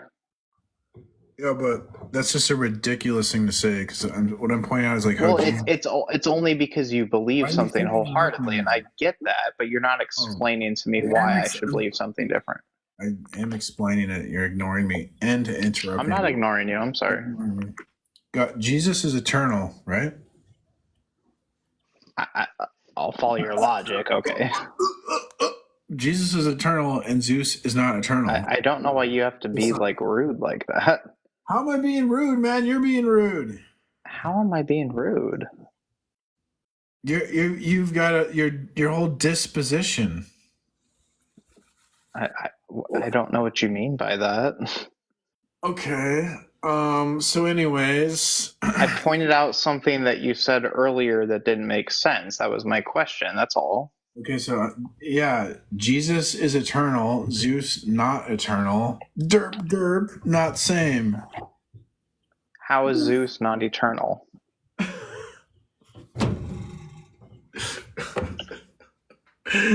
Well, you like I'm asking. Like you're the one that admitted you didn't know anything about that religion. So how is Zeus not eternal? There was a time That's a pretty big claim to make when you don't know anything about the religion. So well, I know that Zeus is an eternal because I know that Zeus. how? Because there's a point where Zeus did not exist, and then Jesus didn't exist either. No, Jesus always existed. How did Jesus always exist? You're the one that just said that he did not come from Mother Mary. Jesus is eternal. He existed before he was incarnate in a man. You know that? Okay, so now you do believe in the Trinity because earlier you didn't. What are you talking about? I've always believed in the Trinity. Well, you're not really tracking the logic here. Oh, I'm not tracking the logic. Says the guy that's No. why is Zeus different from Christian God? Is that what I sound like? Is that what I said? Logic. Zeus exactly like Christian God. Yeah. Okay, that's what I sound like, apparently. Okay. Yeah, I'm doing impressions. Yeah, you should probably work on those because they don't sound like anybody. But thanks for your arbitrary conjecture. My arbitrary conjecture. Okay. My awareness is appalling. What's wrong with what do you mean my awareness? Like you don't know how to have a conversation with somebody, so you go derp to derp to derp to derp. That's your response when you don't know how to respond to somebody. I think that's probably what they're referring to. You're just ignoring what I'm saying. So I'm not ignoring what you're saying. What did I ignore? I'll acknowledge it right now. Oh my god, this is so painful. I'll acknowledge it right now. Can someone else request up? Like, this is so painful. Why is it painful? I'm trying to have a genuine conversation with you. You're just being obtuse. I'm not. All right, thankfully someone else requested. Okay, so you're going to kick me because you don't know how to have a conversation. It's someone I already talked to. I mean, where is this going, dude? What? I don't know. Do you want to talk about something else? You don't know how to answer any of the things I've talked about. We can talk about something else. You have quoted multiple times that you just want to have conversation. Where do they grow these people?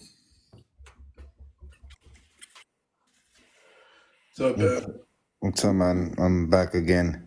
It didn't seem like if he was like running away and everything like that. Like he was actually, he wasn't even being rude to you or anything like that. He never yelled at you. I mean, is that how Jesus would act? But By mocking people, like doing do like that. Like I don't remember reading any verse that says to treat people like that. Jesus, Like, are you even embarrassed, or at least are you gonna repent after this? Are you gonna go pray to Jesus? no. Well, I Well, don't why think. wouldn't you? I don't, Your fruits are supposed to be pure. can I tell you my side of the story, or are you not gonna let me? I was here listening to everything, man. He never said nothing bad to you. He was asking you logical. I'm not allowed to talk, I guess.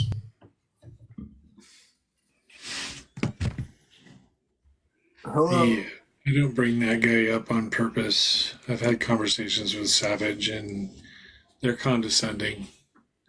And this guy here wasn't catching on that he was condescending, and he wasn't interrupting. He was trying to like just trap you with words No, I was just and questions. he was ignoring what I was saying, so I'm kind of like, Exactly. Hey, welcome, Richard. oh yeah. Jesus can teach religion. Jesus taught how to be saved. You must be saved through heaven. That's the only way you get there. Through Jesus Christ. My story is in my Bible. I'm only alive and have a second chance. Because of Jesus. Oh, I know you, Richard. How you doing, buddy? Yeah, Richard was saved by Jesus, literally, not even just saved. No, he's. I think he's. I don't know if he's got cerebral palsy, but I think he's got an actual.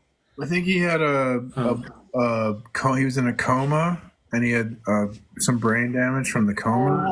the wreck. The story of me in my Bible. I've never talked to him, but I watched him. He's awesome. Oh yeah.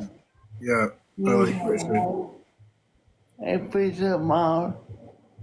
You gotta just let people be people. They love to talk. You gotta just be quiet. Let them talk and just say, are you done? I'm only alive because of God. You're right, man. Nothing man can say. Hey, nothing man can say or do can take your faith from you. So just let them talk. And be like, okay. There you go. Yeah, I try to let him talk a lot, Richard, but sometimes the conversation starts to go nowhere, and then Well, just put them down. yeah, And man, you gotta move on. yeah, you're right. I try to give them because I think an act of love is to listen to other people. I try to be patient and listen to other people, but sometimes people are not. They're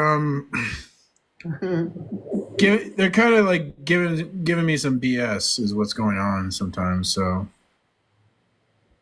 Hey, but that's what you expect, I guess. If they don't have Jesus, then oh yeah, you had to be quiet, 'cause I used to want to argue with them. And pointless. Gotta be the more Christ-like. all right, Richard, I got you. Oh yeah, have a good night. All right, Hey, man. Richard. Nice to talk to you. Thanks for coming. Hey, take a deep breath and calm down. Yeah, I'm just kind of having fun, Richard. There's no hate or anything. That's all love, you know. Oh yeah, that's all. You need to hear from me. Take a chill pill. All right, Richard. I'll try to do that. I get kind of excited sometimes. You're right. Oh yeah, I know. Relax. It's very easy. All right, Richard. You gotta just breathe. That's awesome. Oh yeah, have a good night. Okay, thanks, Richard. God bless you. Oh yeah. Everyone, We love you. Thanks, brother. Everyone follow Richard. Oh yeah. All right, thanks, Richard. You said go scout. All right, God bless, man. I love Richard, man. He's funny. Man, he's famous too. He wants me to Oh, comment. yay. Welcome, Natalie. Hi. Oh my gosh. I'm really happy to actually be This is here. like My a my my flight is taking off in about 5 minutes, but I've been very invested in this chat, so I wanted to come in. So first of all, my biggest question is like, we're over here trying to deconstruct atheism, but like I have not heard any massive proponents for Christianity while I've been here. Second of all, I don't know, just like the more and more I hear everyone argue about all of these things, I just can't get over the. Can you hear me? Sorry. yeah, it's kind of hard because there's like a lot of background. Bummer. But there's really no one else requesting to come up. I think I heard you were saying that I haven't. Did you say I haven't proved Christianity? Oh no, like I'm curious on like what you're trying to argue over here, because it seems like a lot of people coming to you about their beliefs and you just saying like I disagree with that, instead of really sharing what you do believe, or any sort of doctrine outside of that. And that's what I'm struggling with here. Man, it's such a bummer that I finally get on a live and I'm in an airplane. I can kind of hear you. Like maybe you can like mute when you're not talking, but like well, let me like if you're like really it's the background information. It's like I can kind of hear what you're saying. Like I don't know, you're saying like it's a bummer that I'm not like listening to people, but I'm not here to like. I don't really want to debate. I'm not a Bible scholar. I'm not a preacher. I'm not a priest. I just like argue. I make arguments. I debate. So it's about a rational proof that the Bible's true. That's what I'm presenting. So I can rationally prove the Bible's true and answer questions about that. But if you're going to ask me questions like theological questions or questions about the Bible, I'm not an expert on that stuff. So you're here to debate whether the Bible is true, but you don't know it well enough to actually debate it, is what you're saying. Natalie, if you want, Yes. let me explain. So he presents a tag argument for God. A tag argument is very explained as that we can't know anything without God, and God is self-revealing. If you want to talk about Bible, I can talk about Bible. I've been a Christian for 38 years. Oh no, I don't want to talk about the Bible. All right, folks, you were fun. I'll have to talk to you later. Ridiculous noise. Goodbye. I'm leaving on the plane. All right. Well, have a safe. Can I serenade her? Leaving on a jet plane. Don't think I'll be back again. Have a safe plane trip, because I don't know, planes freak me out. You know, cars freak me out, and let alone like being in the air going very fast. So cars are isn't it weird? Like that's why I work from home. Cars are like the most dangerous thing, and we just do it all the time, like, as if like, oh, we're just driving a car. But that's what causes the most unalivements, isn't it? Like car accidents. It's gotta be. Although one plane crash will count up against a lot of cars. It's got to be like top 3. Yeah. However, I'd rather be in a car crash than a plane crash. So. Yeah, a fender bender with an airplane and a fender bender with a car. Yeah. Airplane. I don't really like flying. Airplanes kind of freak me out.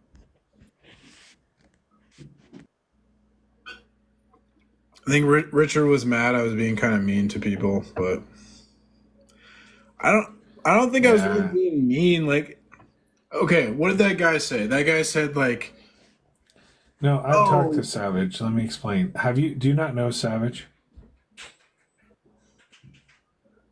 Have you met I think Savage before? I think I might have talked to him once or twice before, but yeah, I don't know him too well, I guess. Yeah. So basically, the way he does things is he just asks questions to like kind of back you in a corner and like try and get you to like not. He doesn't ask questions to learn anything. Does that make sense? He's just trying to create skepticism and like, did God here's what really he does. say don't eat from the tree of evil? He goes, well, why is it the Christian God? Why isn't it Zeus? And I'm like, well, for example, Zeus is not eternal. The Christian God is eternal, right? And that's an Yeah, and then answer. but then did you hear him interrupt you? And then he says, he uses verbal disruption and says, how do you know he's not eternal? You just said you don't know anything. So he takes the knife and twists it in you. You see what I'm saying? Like a schmurderer. You know what I mean? Like, I'm going to kill your argument because you said you don't know anything. You're trying to be humble as pie and I'm going to make you eat it. He's a silent devil, if you want to say the truth. I've talked to him. He's talked to me the same way he talked to you. He's just condescending. He ignored. He makes himself seem nice. He ignored I presented. He asked me like why Christian God, not Zeus God, and I said, look, Christian God eternal, Zeus God not eternal. That's one reason, and he just ignored. Yeah, and then he interrupted you. And he ignored. He interrupted you. He says, "How do you know it's eternal?" And then you went back to say, "Well, God is eternal." Then he tried to go the other way and say, "Well, he was in a belly," and then he said something about how the baby was in the tummy, and then don't you see the parallel between Zeus and God? There's there's a point of beginning. There's some story where was it Saturn was having babies with I can't remember who, and he would eat the babies because he didn't want to lose his status as head god, and then I think his mom, instead of she gave him a stone instead of Zeus, so he got tricked and he ate the stone instead of Zeus, and then that. The whole mythology of Zeus is not the grounded being. He's a created being. Right, and he knew that, but he wasn't going to let you get away with that because he said you knew nothing. So he's going to take your doubt and twist it back on you and say, "Well, you don't know anything, so you shouldn't speak about things you don't know." I'm not an expert on. I know. I mean, I'm just I was interested in that stuff, so I know that. I know Zeus. Yeah, so you know more about that than I do, but I didn't. I mean, I watched Conan the Barbarian. That's about as close as I got to stuff like that and Medusa and all that. But yeah, I don't know though. When I was watching those movies, I thought they were just theatrics. I didn't know people actually believe in those things. I don't know. And that's the point. It was like the state religion, so. Well, I didn't know that, so I thought it was just cartoonish, kind of like I think they called Christians atheists because they didn't believe in Zeus. Yeah. And that's crazy. You would have to pledge allegiance to Zeus, and then Christians would refuse to do that, and they would get fed to lions as a result. Wow. So the crazy part about it is none of these things actually existed. So when you have false gods, then there's no reason why you could actually call them eternal. Because they're made up beings. Nobody actually existed in time, space, and reality like they did with Jesus. And so since these are mythological gods, they try and put Christianity into the same mythological category when he cannot be that way. People actually knew him. He's an actual person in space, time, and history. Where these are made up gods. So if you have God as being eternal, like what you were trying to argue, and that we can only know things by God letting us know, and he's the only actual existence or reality, and determines all that is and cannot be, then all those other gods are completely false. So why even equate them, or the 3,999 gods that people invent, because they refuse to acknowledge God and they want to suppress their truth and unrighteousness. Look at what those people did to people back then when they were worshiping their gods. They were sick, right?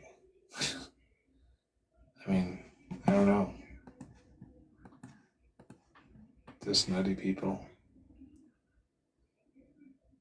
That guy shouldn't have given any validity to Zeus as being an actual person in comparison to Jesus. That's all I'm saying. Yeah, when we Yeah, you're being nice. when we look at history, there's like, yeah, I mean, he's just that guy's just being like, he doesn't believe in Zeus, so I don't know why he's arguing for Zeus. But like, when we look at history, it's pretty messed up. Like, we know what lots of societies did human sacrifices and stuff, right? And so Christianity, and even like in Judaism, they sacrificed animals, but they didn't sacrifice humans. It was like the whole thing with the binding of Isaac was about, this is something we don't do. So they never talk about this, right? That like, oh look, there's all these human civilizations that practice human sacrifice and cannibalism and all this weird stuff, and look, Jews and Christians were always against that. Like, Christians aren't perfect, right? Like, we did things, we made mistakes, we're sinners, we're corrupt, but it definitely improved the whole like landscape of the world. Like, when Christians took control in Rome, because of Christian influence, slavery ended in the Roman Empire. But they'll never talk about that. Yeah, that's crazy. No, they don't want to talk about that. No, and I don't think Rome ever showed anything that was shameful, like Jesus's death and burial and resurrection probably wasn't recorded because they didn't want to shame it. You know, that would be a shame to Zeus. Well, it was illegal. Christian. Do people know that like Christianity was illegal? They were getting persecuted and oppressed, not by Jews and by Romans, right? Right. So I guess what I'm saying is, like, nobody recorded in Roman history, like, Jesus rose from the dead. We should record this in history because that's important to know. It starts out as a small group of people, and then it spreads through, like, Paul spreads it. And there's a lot of, like, freedom in the early church. There's no, like, organization and structure like we have now. So...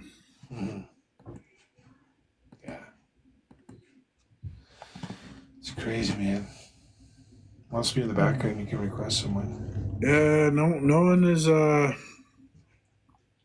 They're afraid of Darth. They say your argument is so bad, but for some reason they don't want to deal with the argument. I wonder. It must be a really bad argument. You know. I was gonna tell you that your live is paused, so you should probably like show a picture on the background. It's paused, really? Oh, yeah, it says the creator will be back soon.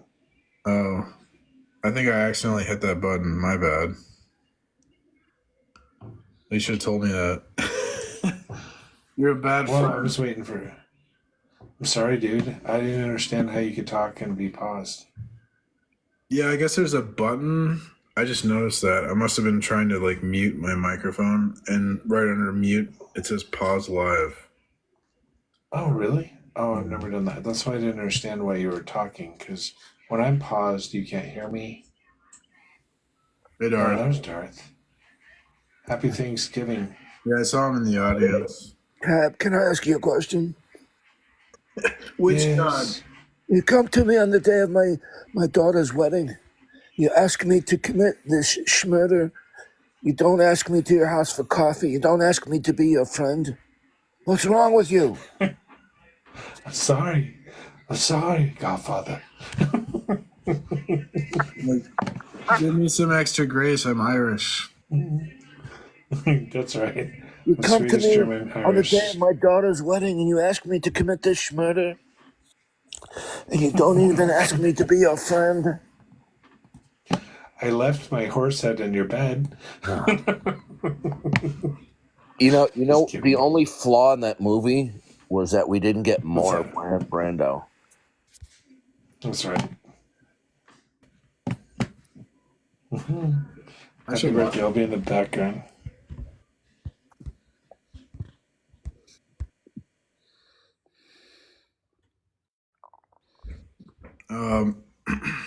Adam, you're like, You're still paused, by the way, I'm Precept. still You're still paused. paused. Seriously? What? We can hear you. Let me see here. Did that work? Can you see the background now? No. No? Change your effects or something. I did. That's what I just did. Go to camera, show us your ugly mug, and then go back and show us your pretty mug.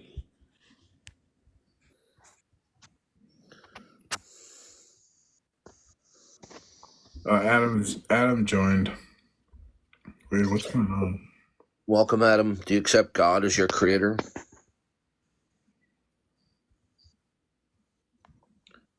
Earth to Adam. Come in, Adam. Earth to Adam.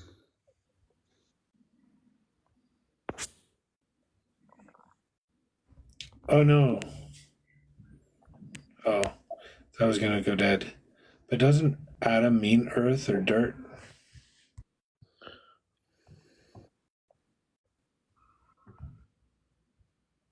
I think so. Or no, if you're not Adam going to is. talk, Adam will remove you. He muted himself. I didn't mute him.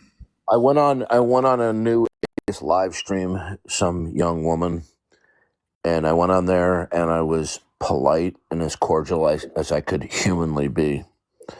And I just simply asked her some questions. And she reached the point where she didn't know what to say.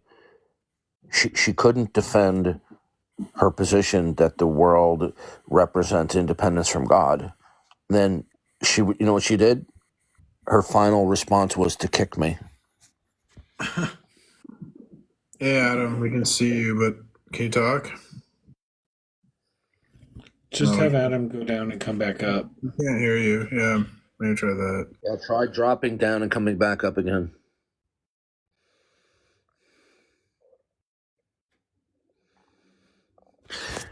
No, the atheists are totally clueless as to how irrational their position is. Even the professional atheists, they simply don't understand that it's logically and rationally impossible to deny God. Oh, yes, it's working, I think. Yep. Yeah, I think we can hear you now. Constantly smuggling in atheism. They're always smuggling in atheism, you know.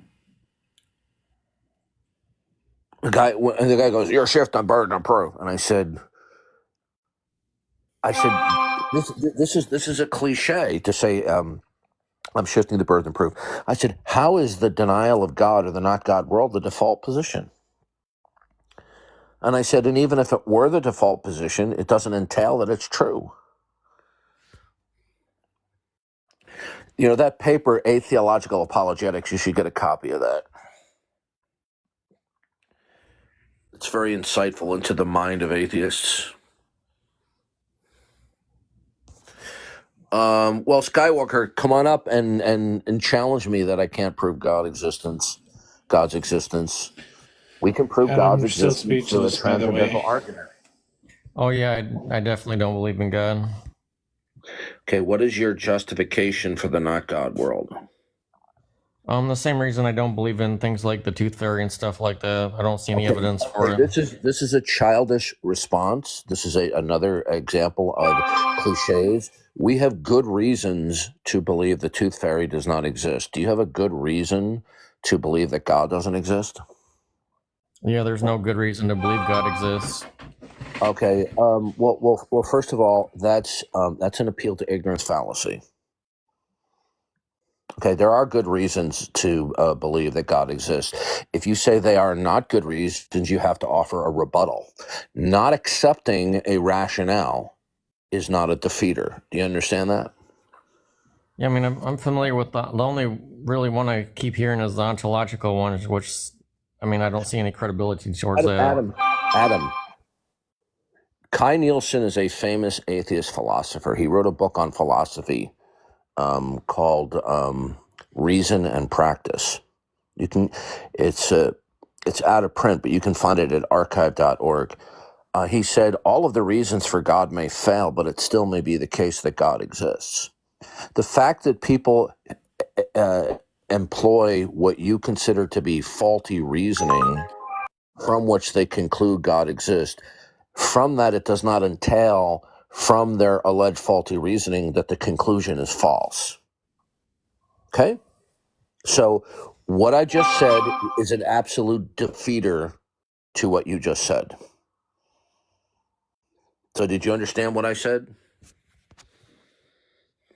I think you were trying to make a point, but it didn't seem very valid to me. Okay, Adam, then it's going over your head, okay? Because what I just gave you was a collegiate level analysis, okay? Yeah, there's a lot of collegiate level stuff. Okay, Adam, look, I don't want to have to kick you off the stage. Listen carefully. Saying that people have faulty reasoning for a conclusion does not in and of itself entail that the conclusion is false. Are we clear? Probably not. All right, I'll go over it one more time. I can't imagine that you would be possibly this stupid. Just because you consider somebody's reasoning to a conclusion that the reasoning is faulty, it doesn't follow from that the conclusion is false. So if somebody gives me a reason for the Earth being flat and I find that faulty, like I'm supposed to give them like credence, like that reminds me of the belief that God is real. I'll go over it again with you, right? The conclusion, a proposition or a conclusion will be false is if you have a proposition which is its negative or defeater. If somebody uses, if somebody gives you a line of reasoning to conclusion X, and the reasoning itself is faulty, it does not logically follow because the reasoning is incorrect that the conclusion X is false. Okay? I just quoted you a world-famous atheist philosopher who said all of the reasons for God may fail, but it still can be the case that God exists. So being unpersuaded by rationales for God, not accepting that line of reasoning, it doesn't follow from that God doesn't exist. Okay? So your rationale that you don't accept their reasoning, it doesn't follow from that there's no God. So do you have anything else that why God doesn't exist? Yeah, maybe that sounds good to you, but it doesn't prove to me that God Okay, exists. goodbye. You can't fix stupid. Can you see the background now or no? No, it says live paused. Creator will be back soon. Oh my gosh. Well, all right. Look, I wouldn't let it trouble you because TikTok is glitchy. Miranda, Hey, so I just want to follow up on the thing you just said, right? Like that just because an argument is taken to be invalid, it doesn't mean that the conclusion is false. Like that's I'll grant you that, right? Like the example I gave in the comments is mustard is yellow, so the earth is a globe, right? The argument is invalid, but the conclusion is true, right?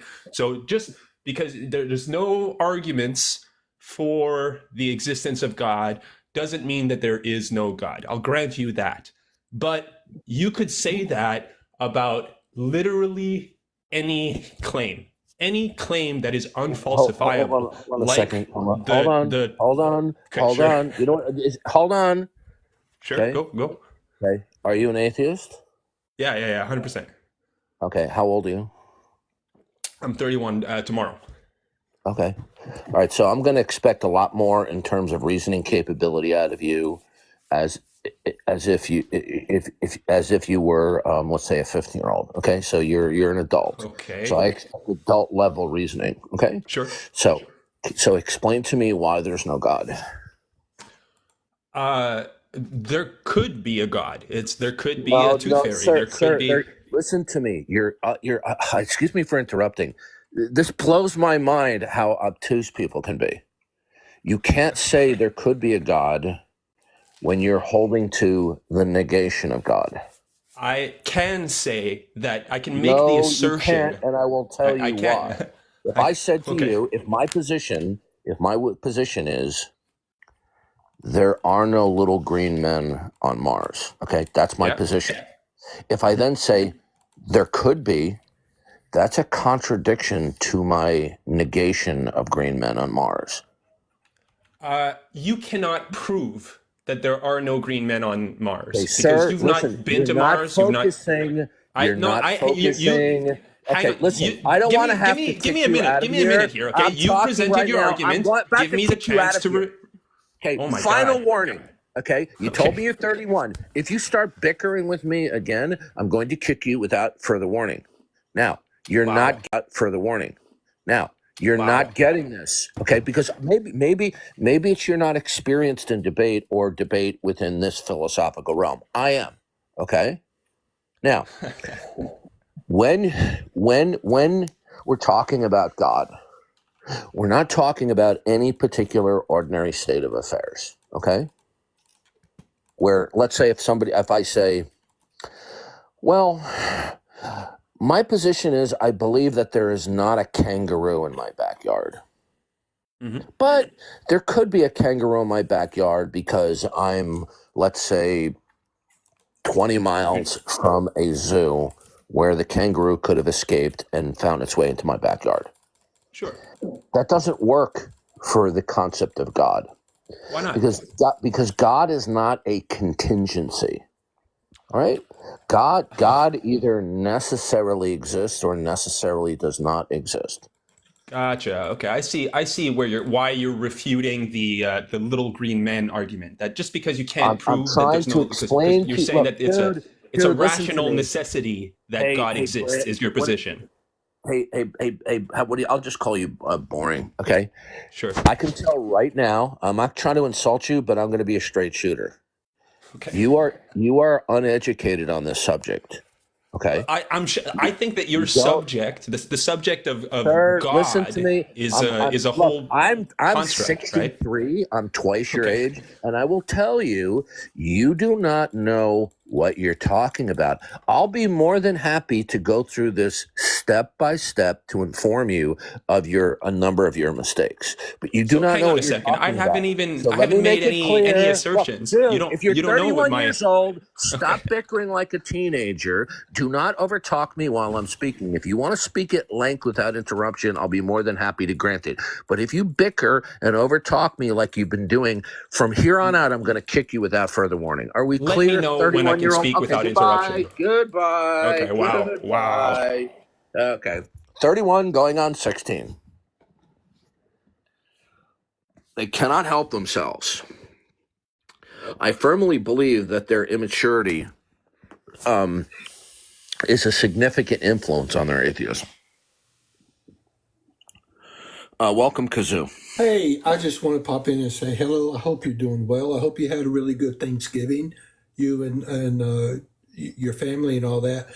But I've come up here to let PMARS know that while I'm down in the comment section, then the live was not paused. But now that I'm up here, the screen changed and says the live is paused. So I just thought that, wow, that was kind of odd because everybody was saying. It's only affecting the people on stage. Yep. Yeah, you're totally That's good affected. to know. That's good to know. Thanks, Kazoo. Yeah. Yeah, sure. So I'm gonna drop back down now and enjoy all of the comedy hour. It's been Yeah, it very is a comedy. entertaining. These people are uneducated on the subject. They're not in the least bit intellectually sophisticated, regardless of their chronological age, and they refuse to show any type of deference or cooperativeness. You know, honestly, before I leave, I have to give you credit where credit is deserved, because you really don't mind people disagreeing with you. It's just all of this other meta kind of weird things. It's when they go into hysterical 16-year-old girl at the cafeteria table mode. Right. I got you. Anyway, thank you, sirs. Appreciate it. Okay. It mainly has to do with like attitude. If you have a little humility, Darth will be more like. I'll work with you. Yeah. Yeah. If you show a complete lack of humility, then I'm not going to put up with it. Okay, because this puts me at an unfair disadvantage. Yeah, and that's what I told Gazoo. I always felt like he's a humble person, so I have no problem with Gazoo. Kazoo and I have talked at length many dozens of times, and we don't agree on certain things, but we get along fine because he's a mature, dignified man. Okay, they don't understand that when you stake out the position God does not exist, then you can't turn right around and saying, well, he might exist. Okay, because if God does not exist, then necessarily he cannot exist. It's not like I said, I believe there's not a kangaroo in my backyard, but there could be a kangaroo in my backyard. A kangaroo's existence and its time, space, location is contingent. God's existence or non-existence would not be a contingency. Welcome, Theology. What would you like to say? Hey, Precept. Hey, Darth. How y'all doing? No, good. Cool. So you have been highly recommended by a group of people to listen to. So I wanted to lying. They're liars. Well, this isn't flattery. I believe flattery is sin. I'm just being honest, though. They're lying to you. Probably. Give them a polygraph. So yeah, I'm a Christian. I am presuppositional. I'm just learning more about Van Til, the presuppositional transcendental argumentation, et cetera, trying to get better at it. I guess one question that I would I would ask you is, you were kind of talking about it at the very end about God is necessary. God is necessary because he provides the preconditions of intelligibility, right? But what do you do when, let's just say, the atheist starts talking about the ontology of God and saying that it is illogical for God to exist? Not even talking about the Trinity. Yeah, I know, but I know the answer, but I want to learn better ways to answer it because I want to be able to shut the mouth of the foolishness. Well, what you need to do is, first of all, make sure you're a true Christian. You're not following a church that teaches a works gospel through sacraments. Study your Bible every day for the rest of your life. Start reading basic works on basic theology. Having a very good foundation in biblical theology is an important prerequisite. Okay, but you could be a new believer and you could still adequately defend God's existence to the extent of your knowledge of theology, and then start reading books on biblical apologetics. Okay. But books that are more oriented toward biblical presuppositionalism. Right, and I totally agree. And that's now. Go ahead. Now, having said that, once you get a proper grasp of biblical presuppositionalism, and after you get a foundation in that, and then you want to go back and peruse apologetic books that are not presuppositional, I would give you a thumbs up. But I would not reverse the order. Is because this way, when you go back and you read non-biblical presuppositional apologetic books, I'm tired. Once you have a foundation in biblical presuppositionalism, you will understand the mistakes that they're making, right, when they present evidential and classical arguments, and how they are to be recapitulated in a biblical presuppositional way, because they argue typically as an inference to the best explanation. Biblical presuppositionalism does not argue from an inference to the best explanation. We argue from the revelation of God as authoritative, whether or not the unbeliever accepts it, laughs, smirks. Okay, and we show how the revelation of God in creation and the propositional content in the Bible is self-authenticating, whether or not our interlocutor accepts that or even starts laughing. Because you see, they're operating from the same principle, but they don't even realize it, that their alleged authority to speak about matters of existence is authoritative, right? Right. So, okay, during the during the Greg Bonson and R.C. Sproul debate, he not constantly, but he charged him with circular reasoning. Can you give me the distinction and the difference between circular reasoning and a self-authenticating starting point? Why are they not the same? Circular reasoning would be guilty as if somebody is arguing for a proposition, but the proposition in question is not and cannot be self-authenticating. Okay. On the other hand, a proposition that can be instantiated to be self-authenticating, it's not circular reasoning, because it authenticates itself and does not need or cannot appeal to anything else extraneous to itself to authorize it.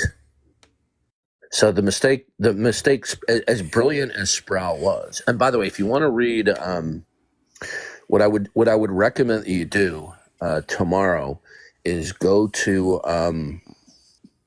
archive.org. Okay. Yes, archive.org, and in the search field, type in a Cornelius Van Til, an analysis of his thought by John Frame. All right, that is a masterful book explaining Van Til's mentality. But go to the table of content. You have to have register with them, which is free, just with an email. Right. And then you log in. And then in order to read the book, you just have to click to borrow it, okay, for a day or so or something like that. So then you go into the table of contents and look for the chapter. Here, I'll tell you let me just pull the book out. I got it right here. I'll tell you what chapter it is.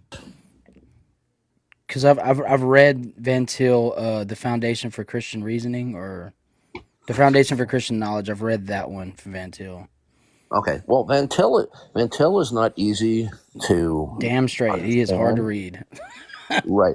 And so what you want to do is you want to read presuppositional works first, not starting with Van Til. Then when you get a foundation, then you go to Van Til's writings. And the biggest obstacle is to overcome your motivation.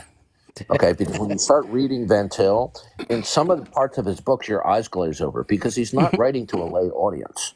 Right. He's writing to people who are typically more educated in theology and philosophy than we are. Okay, right.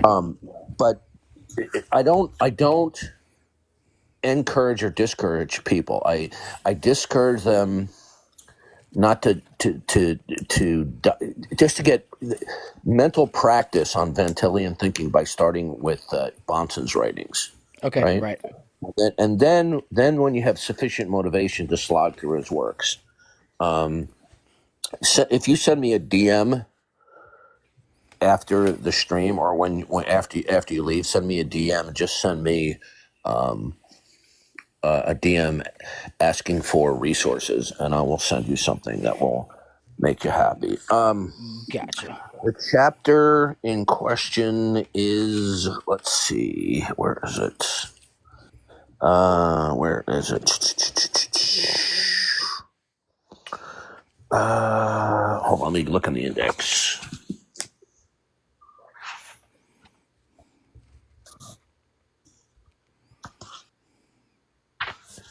Let's see.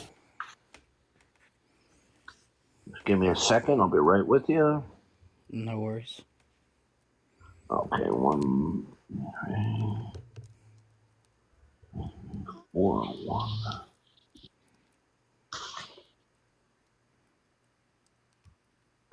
Okay, if you go to the back of the book, it's in chapter 29. 29, gotcha. Chapter 29, and it's page 401. Gotcha. So Cornelius Van Til's thoughts, explanation of his thoughts by John Frame, chapter 29. An analysis of his thought. Analysis Okay. of his thoughts. Gotcha. And so you go to chapter 29, page 401. It's in the appendix. It's Van Til and Ligonier apologetic, and he devotes a whole chapter explaining how Sproul got it wrong. Right. And I do have a question that I think I know the answer to, but I would love to hear your answer on it. Yeah, go ahead. So another charge that got thrown at Bonson, which I am precept. I'm convinced. I'm Reformed Baptist precept. However, it's just I'm trying to get better at my argumentation. I want to be more consistent. So there was an accusation thrown at Bonson, or I don't know if it was an accusation, but I guess it was something along the lines of that someone was conflating epistemology with ontology. I think I know the answer, but what do you think? This is a common mistake. There's no conflation. Okay. Both one's theory of knowledge and one's view of the nature of being, they both depend upon each other. You can't have one without the other. Right? Would you say the same is true for ethics? Would you say the same is true for ethics too? Like be more specific. Well, like ethics and epistemology would be reciprocal. Yeah, because and in terms of ontology as well.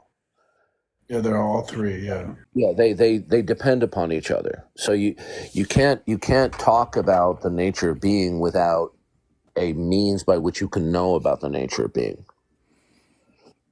Right, because we're creatures embedded in creation, right? That's correct. So I mean, this is where So the issue is we're not conflating epistemology and ontology, which is the nature of being. What we're just simply saying is they are reciprocal. They depend upon each other. You can't have an adequate, viable, defensible theory of knowledge without having a defensible nature of being or ontology.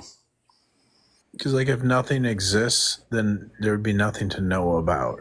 Well, let me give you an example. The ever obtuse T. Jump stated that his epistemology can work with any ontology.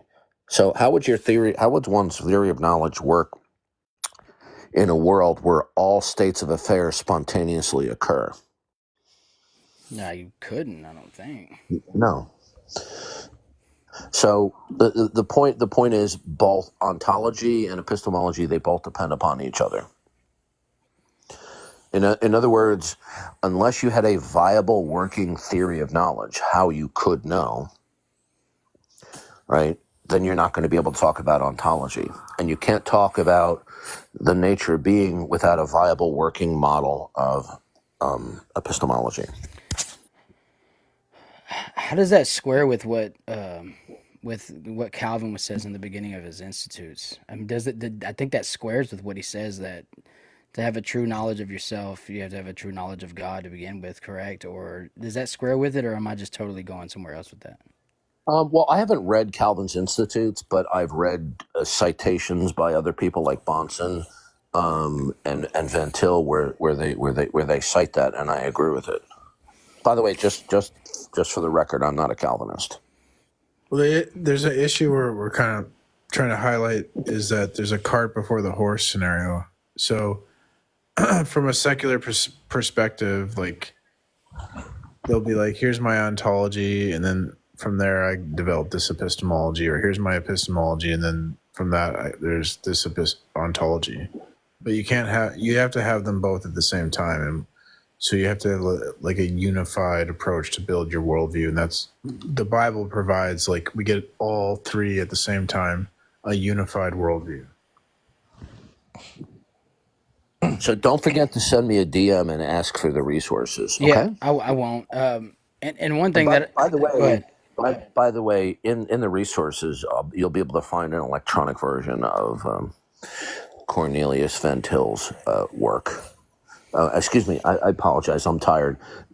In that, I'll provide a link to. And if you have any questions, you can just DM me again. There'll be an electronic copy of the book by John Frame. John Frame wrote a masterful book about Van Til. If anyone wants to understand Van Til, Van Til is both easy and at times difficult to understand, okay, for a number of reasons. Right. But this book, at the time, I ordered the paperback copy. I couldn't find an electronic version floating around the internet. Since then, I have found one. But this book is, I think it is equal to Bonson's book, Van Til's Apologetic, but they're both a little bit different in their nature.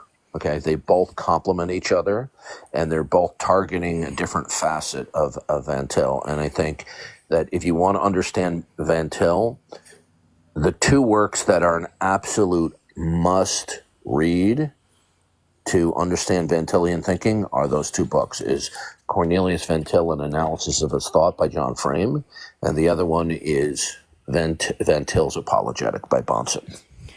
Okay. And I mean, obviously, is it the same John Frame that wrote the Systematic Theology, right? Yeah, John Frame Gotcha. is he's a mensch, and although there are a few things I disagree with, I don't think I hold a candle to him in terms of his intelligence and all that.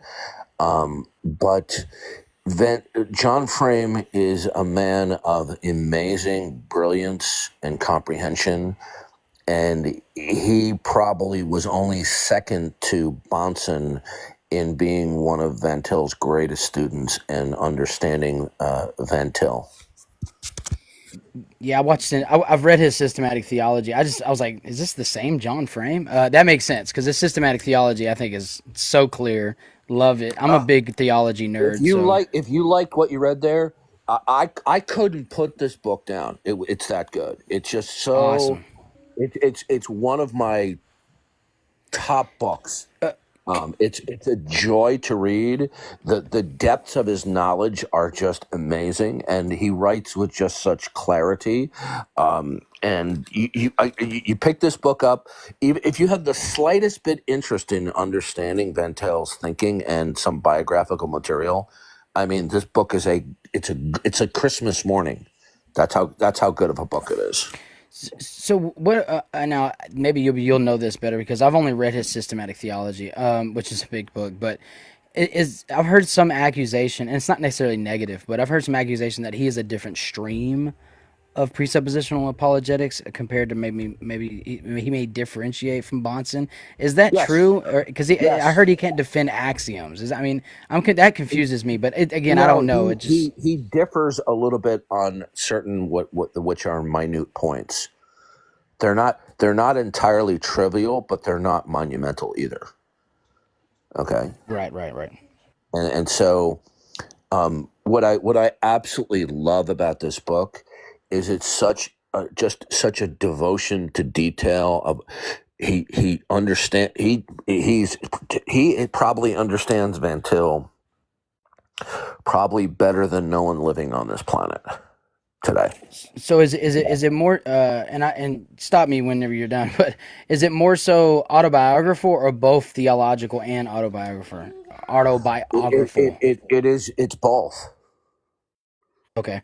It's both. Whereas Van Til's Apologetic by Bonson focuses on the meat and the potatoes of Van Til's Apologetic, and hence the title, Van Til's Apologetic. There's a little bit of biographical material in the book, Van Til's Apologetic, but Cornelius Van Til, An Analysis of His Thought, goes into a much wider understanding of the man, his general theological thinking, his disposition, and these two books are so complementary to each other.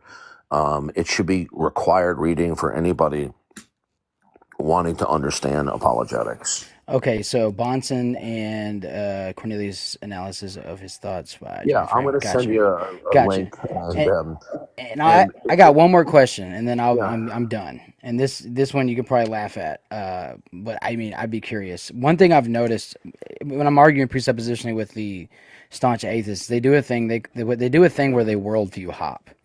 So this is they why what? they worldview hop. Oh yeah, do you know what we call that? Well, I know what I call it. We call it. And by the way, I didn't come up with this. A guy by the name of Paraduper, who's a friend of ours on here. He's on here regularly. He came up with this. It's called a worldview body double. Yeah. So, how do I muddy the ground so much that no matter what worldview they hop on, they leave dirty tracks? I'm speaking in metaphors, but do you understand what I'm What saying? you want to do? What you want to do? First of all, they're slippery, they're slimy, they're evasive, they're deceptive, they're rude. I mean, you name it. What you want to do is if they invoke another worldview, if they're putting out another worldview as a potential actual or a potential alternative, attempting to nullify the exclusivity of the Christian worldview, right? Then they're committing a worldview body double fallacy because they don't actually believe that worldview. That worldview from their perspective is false. They're just deceptively using it for their own convenience, not to They're get trapped simply in the hall. it's a diversionary tactic. So, for example, in World War II, we were going to invade on Normandy Beach, but the Allies wanted the Germans to think that we were going to invade at, I believe it was called Calais, all right? And across the border on the English Channel, they had developed all of these inflatable trucks and tanks. They were just inflatables, but from aerial reconnaissance, they would look like the real thing.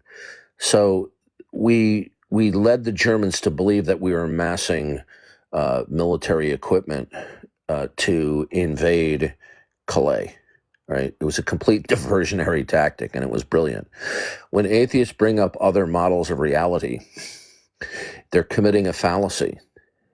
Because when we speak propositions that are deemed to be true, they're going to be worldview specific, and they can only be presented as potentially true or potentially actual in virtue of their worldview.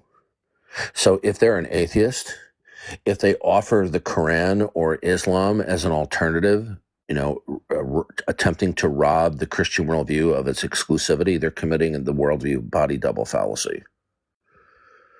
Yeah, that's one thing. I call it worldview hopping, but I want them and everyone else to see the crap that they're dragging. I wouldn't call it that. I understand why you call it that, but I wouldn't do that.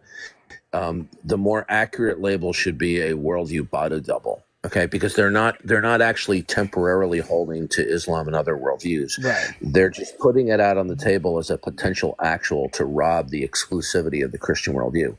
What they're actually doing is they're putting out a worldview the body double in order to insulate their worldview from being challenged. I think the specific fallacy would be an ad hoc rescue fallacy, where they're just inventing something on the spot to dismiss the evidence being presented. Yeah. Right. So you don't want to give an you know ambiguous. What an ad hoc rescue is? I've heard of it, but I mean formally no. Right. Just in all honesty. Ad hoc means at the spur of the moment. Okay. Right. So, for example, when you have like corporations or even nonprofit organizations to say, "Oh, we're going to have an ad hoc group to figure out how we're going to solve." The crumbling foundation in the corner of the building. Okay. It just means that. So an ad hoc rescue is when somebody comes up with a form of special pleading simply to insulate their position from being falsified, as opposed to somebody trying to come up with saying, well, this could be the case. Okay. A good example is when you present like a flat earther a picture of the earth as a sphere, and they go, oh, that could just be CGI. So they're just ad hoc on the spot speculating that the photo could be CGI with no reason to think that's true. So that when they do the worldview body double, they're on the spot speculating, "Oh, this could be true" or something like. They don't even believe. What you want to do is make sure that you get it clear from them from the outset. What is their model of reality?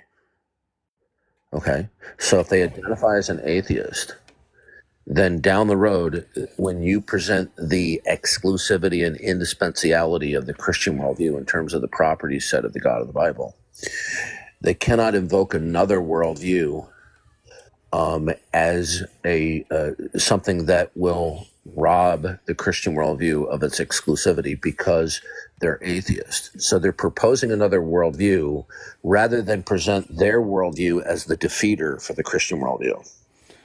Right. You couldn't hold two worldviews at the same time. So it's like doesn't even make sense to talk about like hypothetical or possible worldviews. Right, because you want to be accurate on the labeling of what they're doing, because you want to point out the clarity of the fallaciousness of what they're doing. They excel in excuse me, I have hiccups. They excel at diversionary tactics, right? And their objections and their naysayings are not sincere. Right, they're just cafeteria table deployments. Right. So what I would do is I would come back, listen regularly to PMAR streams, listen to my streams, take notes. Anytime any question pops into your head, immediately write it down. That way you won't forget, and then come back online and ask either one of us what the answer to the question would be. Yeah, this is exactly what I'm doing now. Like, these are the two questions. I already asked PMARS these two questions, but these two I waited till you were on here to come ask you guys. But So don't use the phrase worldview hopping. Yeah, I got you. Worldview hopping. Not that it's wrong, but worldview body double is a much more accurate description. Gotcha. As to okay. They're always gonna try to like get you off track and talk about something unrelated. Yes. And so you have to remember to like in a debate it's called you have to like frame the conversation and get them to focus on like the issues about like where you have to develop the habit of focusing like a laser beam as to how the dialectic is going to be framed, because like PMAR says, they're always going to be trying to scurry down some semi-related rabbit trail. Their goal is to stagnate the conversation to a stalemate. Their goal is not victory. Their goal is not trying to convince you that there's no God. They're just trying to produce a stalemate. They're just trying to hide in the shadows as much as they can. So remember that down. Stagnate the stalemate. They will try to stagnate the interaction while doing an Academy Award-winning performance that they're really trying to debate in good faith, which they're not.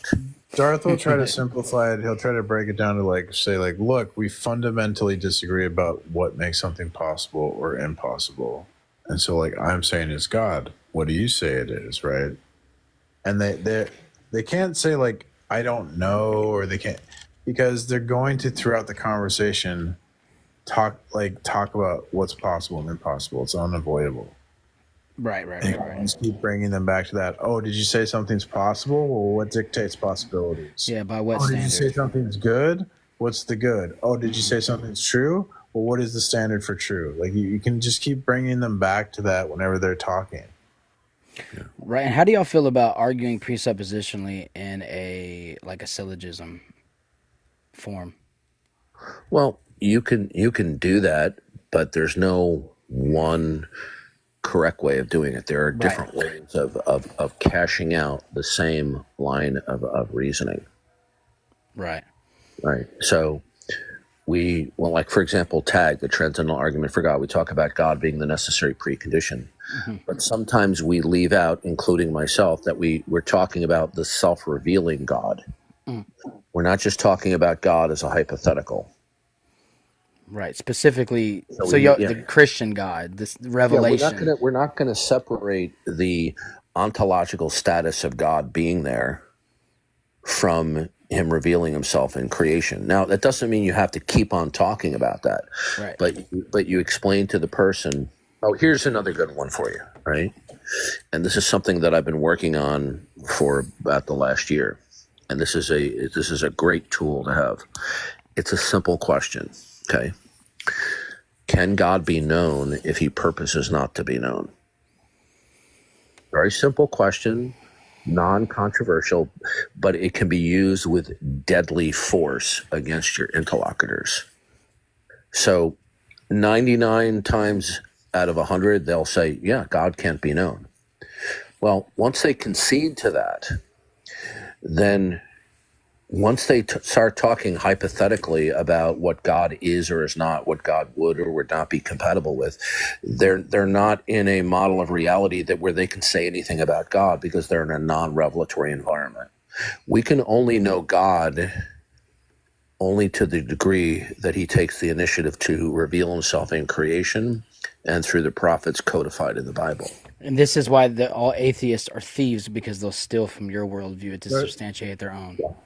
Darth, wouldn't it be like further that you couldn't even make any metaphysical claims with science or philosophy apart from God's revelation? Right. Oh yeah. That would be an extended application of that. Okay. So when we talk about God, what we're talking about is the single concrete, as opposed to an abstract notion, the single concrete first causal principle from which all things derive and depend. So God, the mind, the purpose, and the plan of God dictate all that is and cannot be. Dar, sorry to interrupt you. Say that again, please, because I'm writing it down, so it's kind of hard to. Where do you want me to start? The single concrete. God is the single concrete first causal principle. Okay. As to why anything is or cannot be. Okay, gotcha. Right. So what they believe is they are improperly and incorrectly conceptualizing God when they talk about God. They're thinking of God conceptually, mind you, even though they're claiming he's not there. They're thinking of God that God is this unimaginably powerful and knowledgeable, unembodied mind who's going to get you if you don't love him. This is a completely false, if not inadequate, representation of God. Van Til refers to God in his little booklet to lay people called Why I Believe as God as the all-conditioner. Mm.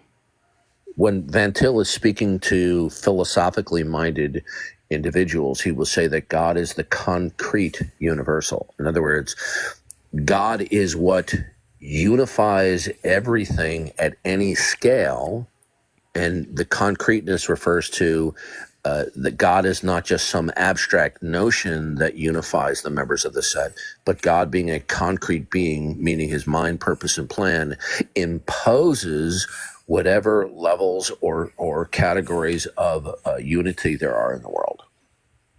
So when they refuse to acknowledge the self-revealing God, they're taking for granted that unity exists at different scales in the world. And so they don't have anything that's identifiable on a grand scale that imposes and secures unified states. In other words, so for example, an electron would be a unified state. An atom would be a unified state. A cat would be a unified state. A planet would be a state of unity. A solar system would be a state of unity. A galaxy, a universe would be a state of unity. What causally imposes these unified states? Well, from our perspective, it is the self-revealing God who reveals himself in creation. The God who upholds all things by the power of his word. Yeah, the Hebrew is one. He upholds all things by the power of his word. So when they reject that, they will do what Van Til says. And see, this is why I decided to. Oh, by the way, in the resources I'll send you a folder, and I have most of Van Til's works and all of Van Til's books that I've read. You can go through it. I have them highlighted. Okay, those are all my highlighting. You'll see. So Van Til says they absolutize statements of abstraction. Right. In other words, they're taking abstract statement doesn't mean fiction. Right. Right. So what they'll do is, like, if we talk about a set, right, the set, the unification is conceptual in our mind, right? Right. So the unity is conceptual, not concrete. Right? So it is the mind and plan of God that imposes causally the unity that existed at any level. So when they speak, they're simply taking for granted that the unity is real, but in their model of reality, they don't have a single concrete universal that causally imposes unity in the world. This is why they can't have an ultimate justification for knowledge or the use of logic, They, et they, cetera, they et cetera. can't explain. They can't even explain an electron. Yeah, anything really. They're forced to always borrow. No, they're going to take for granted that there are either irreducible states of unity or compound states of unity. Either way, whether the state of unity, which would be an identity state. So think of a state of unity as an identity state. So an electron, let's say for the sake of discussion that we consider to be an irreducible state of unity, that it's not subdividable. Whereas, let's say, a proton or a neutron would be subdividable or reducible. Either way, an electron will be reckoned either to be a state of unity or an identity state, okay? Right. And that it possesses identity that is discrete and distinguished from other identity states. Right. Right? So, in the Christian worldview, it is the mind and the purpose, the plan of God that causally secures that there are states of unity, compound states of unity, and classes and categories of unity in the world. When they reject that, right? So our approach is to say, well, we hold that God has revealed himself in creation, and it is the mind of God that causes these states of unity. And then you turn to them and say, but you believe that something else actualizes identity states and states of unity. Now, that's not something that they can balk at. Can I try to explain in a simpler way? They either concede or are reduced to absurdity. Kind of what Darth is saying is like, the way I like to say is like, what limits the apple's state of existence? The apple like doesn't become an orange or a banana or something like that. There has to be a limit to its properties. Yeah. And so what imposes identity or relative identity over time? So we're gonna say God would like limit the apple from becoming an orange, and so like what in your godless model limits the apple so it doesn't become something else? Yeah. Right. So, here's one book you should read, and it's in the Bonson folder and the Trinity folder. It's the Trinity folder of the Bonson folder, which I'll give you the link later on. It's called Pushing the Antithesis. Okay, yeah, that's what he told me to read too. I haven't read that yet, but I'm going to. If you read Frame's book on Van Til, I just absolutely maybe the word adore is too strong, but I just absolutely love this book by Van Til. I can't tell you how impressed I was by it. It was such a methodical and comprehensive representation of Van Til's thinking, but it wasn't a hagiography, which would be like a sycophantic biography to the saints. All right, he recognized Van Til's shortcomings, and he points out areas that he personally disagrees with Van Til, but he does so with near perfection of love, and at the same time, although he was one of Van Til's greatest students, at the same time, he disagrees. He's not blinded by his love and admiration of his mentor. Right. It's not hero worship blinding his. Gotcha.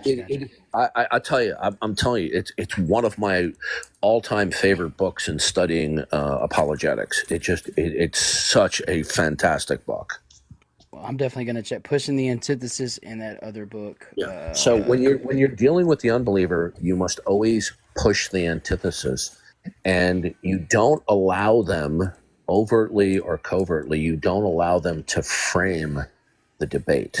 You cannot afford to allow them to frame the debate. So what you always want to do. What you want to do is you will always want to recapitulate what they're saying in a way that accurately reflects what their position is. So when they say, for example, there's no evidence for God, the way you push the antithesis to say is, okay, let me get this straight. So what you're saying is that the world does not exemplify derivation and dependence upon God. Now, that characterization is not something that they can object to. But what you have just done in framing it that way is to accurately represent the dispute. Our position is the world exemplifies dependence and derivation upon God. Their view exemplifies that the world is independent of God. So now what we're doing is I'm pushing the antithesis. I'm showing the antithetical nature of two positions. They're not going to cash it out that way. They're going to try to cash it out as they're just in a state of incredulity. They're unconvinced, and we have exclusively have the burden of proof. And that they can sit back there and pick their nose and drink their beer and sit there and going, nuh-uh. Because that's what they do all the time. They do. So when they ask for evidence of God, we can say that, like, well, we're saying we can demonstrate that God's necessary for evidence. How did you determine that evidence can exist independent of God? Which is another subject. Right. So what was helpful in studying Van Til is what Van Til showed me is we try to represent in our own minds a philosophical representation of what God reveals theologically. Right. Okay. So when it says that God is the creator of all things, philosophically, God is the ground of all being. God is the ultimate. He's the absolute. He's the all conditioner. He's the concrete universal. Right. I would also recommend that you listen to Bonson's lectures, starting with the seminary level apologetics. There are about 29 or 30 lectures within that series. They're free now on the internet. You can just search for it. Seminary level apologetics. Yeah, Bonson U. I'm subscribed to Bonson U with Apologia. Yeah. So I listen to seminary level. Find that on the internet. If for some reason you can't find it, get it back to me, and I'll send you a link to one of my Google Drives with that on there. Do you have like a top 3 or a number 1 lecture that you can just off the top of your mind? Because if you do, then that means it's the top one for me is seminary level apologetics, and then there's a couple of other 3 lecture series that are a short representation of Bonson, the transcendental argument that he goes in, Van Til's transcendental argument, and I think there are 3 or 4 lectures in there. Right. Okay. Gotcha. All it's simply doing is training your mind to think biblically. That's all it is. Yeah, and even being able to like conceive and identify what they're doing on spot, I notice is actually a skill as well, because they could be really deceptive when they do it, and I believe they're even subconscious of it. Right. It takes practice. They are very wily and deceptive people, and they're very evasive. I mean, that's the fall, right? They're constantly contradicting themselves. So actually, a lot of what we can do is just like point out what they're saying is arbitrary conjecture. Like that's 80% of what we can see. Like honestly, if you just do that. Right. Yeah, Bonson said that. He said 80% of what you're going to deal with is prejudicial conjecture and arbitrariness. Oh, that's what the word I can prejudicial conjecture. Yeah, that's the word. Prejudicial conjecture, and then the second part of that other side is arbitrariness. Gotcha. Well, like when they say we had a guy going, he says, yeah, go ahead. Oh, this woman asked me tonight. She goes, "Do you know the difference between fact and opinion?" Let's teach the. She goes, "Let's teach the class. What's the difference between fact and opinion?" I go, "Well, okay, so Christianity is a fact and atheism is an opinion." That's funny. Yeah. That's funny, man. So don't sure forget, she loved that. Send me a DM, and I'll send you more resources than you can shake a stick at. Right? All right, cool. I'm actually buying the book right now too, so as well. All right. Well, Which book? I may already have it, but I think I have Pushing the Antithesis. I think I bought it I think I've already bought it when Precept told me to get it. So I think I may already have that. Okay, but just hold off before you buy anything. Wait till I send you my resources. Gotcha. And I know it looks like I'm an Eastern Orthodox, but that's just an Athanasius face on there. I'm Protestant. Well, I was a little concerned about that. Yeah. No, it's just my favorite church father. I think God used him in a mighty way. He's just a fallible guy, but he's one of my. He's a guy I honor and respect. So it's Athanasius. Now, just remember, Van Til was a staunch Calvinist. I'm not. Well, I am. I don't know if I'm staunch though. I don't know if I find too much. I don't know That's if I'm fine staunch. with me. I mean, I don't agree with that, but I mean, I'm not going to get into fisticuffs over it. I mean, if Yeah, I me was neither. in Van Til's class, he would reprimand me and tell me. I mean, Van Til would literally say that Darth Dawkins, you can't be a full orbed presuppositionalist if you're not reformed, and that's his position. I don't agree with it, but that's his position. At least he's consistent. He would tell Darth he couldn't ground intelligibility in his non-Calvinist worldview. Yeah. Well, I've read enough of Van Til's works. I can't say I've read them all, but I've read most of them, and gone through them, methodically. And I don't have an understanding of Van Til to the extent that I would like to have, but I think I have a decent understanding, more than most people. And Well, are you Protestant at all? yes, I'm a Bible believing Christian. So everyone is reformed to some degree. It's just I don't really care about the tulip acrostic crap. I mean, you believe in justification by faith, so I'm cool with that. So when I come across, like for example, in some of Van Til's works, like some of his works on epistemology, he goes after certain evangelicals as having a similar problem as to Roman Catholics. I don't agree with that, right?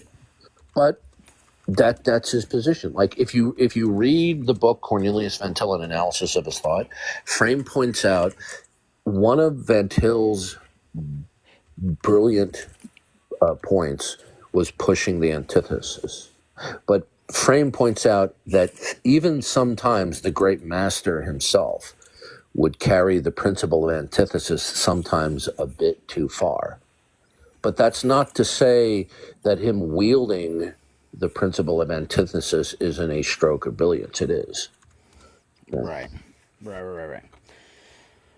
Well, thank you for your time. I honestly didn't even expect to send me the DM. So oh no, I gotta think. Do I even follow you? I think I do follow you. I got you for sure. All right, man. I just followed you back. All right, P Mars. Let's try not to have a heart attack online because of Atheist is pissing you off, bro. We need you to stick around just for a little bit more. No cussing people out, bro. We know what Ephesians says, bro. Universal rule, bro. Hey, like Darth. You know what I tell him? He always breaks the 11th commandment. You know what that is? Look, I keep on telling P Mars to get his act together and not to lose his temper with the people he's talking with. You know what the 11th commandment, Darth, is? Is that thou shalt pay your Darth Dawkins fan club dues? Yeah, no, it's thou shalt be nice. It gets I'm joking. I'm being facetious. I don't care about being nice. But let me put it this way. I give Mark. The more you deal with these nefarious little deceptive weasels, it is not easy to be patient with these people. Amen. I'll tell you what. Yeah, no, I'm just giving a hard time. It's all good. Well, thank you for your time, sir. I'm about to DM you before I get off, man. So thank you. Yep. And I guarantee you, I will make your day. I'm gonna read it. No, you told me to read it. I'm gonna read it. I like reading books. I'm a nerd with this stuff, so I'm learning. Well, I have a big surprise coming for you. Thank you, sir. God bless you. If you like reading, I suggest a book called The Exegesis of Philip K. Dick. It's really good. Gotcha. The exegesis of what? Philip K. Dick. Not familiar with that. That's his real name. Gotcha. It's a bad name, but that really is his name. Well, I tell you what, when I read it, I'll have more questions, so I'd let y'all know for sure. I mean, I don't know if I count as an atheist, but I just came up here to talk. I don't know if I can deceive myself, probably.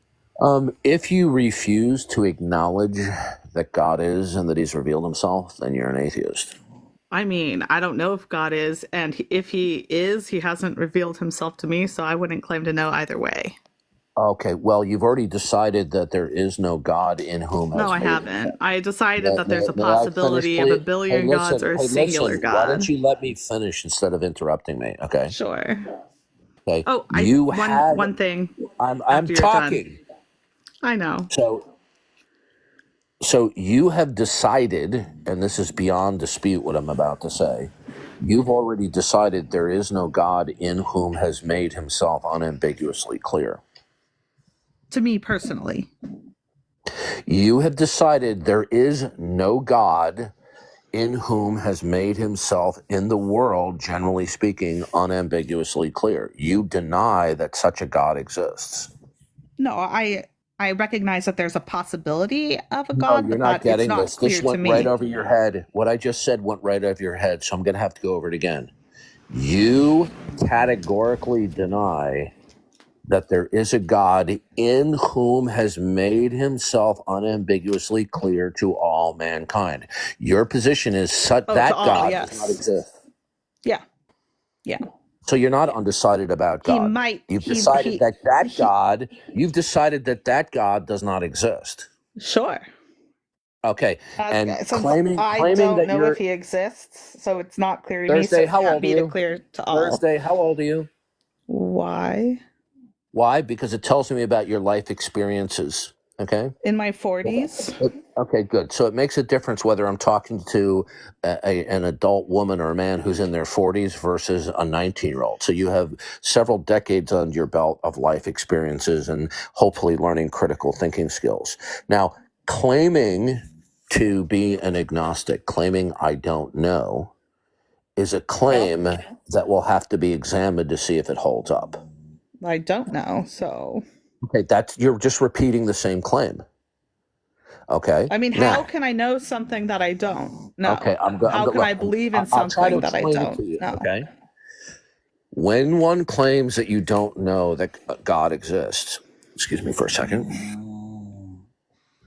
You're claiming there's a bulldog in the background, so I'll mute myself when I'm not talking. Apologies. That's not somebody snoring weirdly. That's okay. That's not a problem.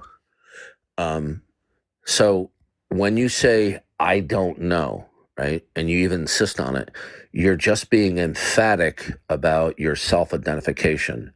Whether the self-identification holds up upon examination is another issue. Okay? What if I'm emphatic to you that I'm Jeff Bezos? Does that make me Jeff Bezos? Might be Jeff Bezos. I wouldn't know. No, that focus on the question at hand. If I emphatically assert that I'm Jeff Bezos, does my emphatic assertion constitute that my self-identification is true? Oh, certainly not. Just like anyone's Right. emphatic assertion that God exists doesn't mean it's true. Telling me that exactly. telling me that when you emphatically self-identify as an agnostic, wherein you are suspending judgment about the existence or non-existence of God, is just a form of self-identification. It doesn't settle the issue. I'm sure, but only I know what I know, right? Another person can't know what I know. Well, first only of all, I can. There are things that people think they know that they don't know. There are things that you know that you don't realize that you know, which is called tacit knowledge. Sure, okay? and there are things that people So believe when you that are say pure you delusion. okay, yeah. Look. When you tell me you do not know that God exists, what that entails several different things. First and foremost, it entails that you're suspending judgment about the existence of a creator. But in actuality, you haven't suspended judgment. You've already decided not to acknowledge and embrace the necessity of God until shown otherwise. Well, I don't understand why there is a necessity. If there is, maybe you could explain it to me. Are you even focusing on what I'm I presenting hope that to God you? will come talk to me and let me know he exists. Thursday, you're not focusing. You're not focusing on what I'm saying. Necessity, like necessity of God. You're not. Okay, listen. As usual, I'm not getting through to unbelievers. Okay, maybe it's my fault. The bottom line here is this, right? You are claiming to suspend judgment about the existence of God. The existence of God would entail that God is defined as the necessary precondition of all things that are not himself. So if you do not positively embrace and affirm the necessity of God, that constitutes a de facto denial, whether or not you admit it. Well, I think I disagree Yeah. with your definition of God. I think there could be like 1 billion gods. Okay, Like, I don't see why there could only be look, you're one. not focusing, Like, you're if not there's a focusing. creator of this universe, I don't see why there has to only be one. You and I are working at this from two different planes. You're not nearly as educated in metaphysics on the issue as I am. Oh, I love metaphysics. Well, you're ill-informed, okay? So when we talk about God with a capital G, we're talking about the supreme being who is ultimate. Or beings, plural. No. You there cannot be a plurality. Oh, there's plenty of people who believe in a plural system Listen of to God. me. My patience is running out with you being interrupted so many times. Just because you believe in a singular God doesn't mean there is a singular God. There could be 1 billion. We don't know. I'm giving you a warning shot. I'm getting completely frustrated with your interruptive mode. You do not know what you're talking about. Why don't you instead of anyone knows? That's my point. Interrupt me again and I'm going to kick you off the stage. Okay? I've about had it with your being interruptive. And I'm going to be very frank with you. You do not know what you're talking about, and I'll be glad to walk you through it. So here's why there cannot be multiple gods. Okay, I'm going to explain to you why it's incoherent and irrational. To be God in terms of Western civilization with a capital G is to be the supreme being, the ground of all being. To be supreme means that you have no peers. Okay, do you understand that before I move on?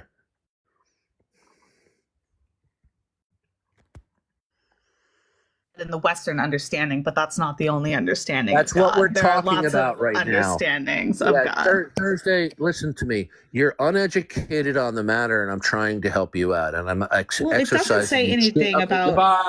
Goodbye. Hit the road. You're as bad as the male atheist.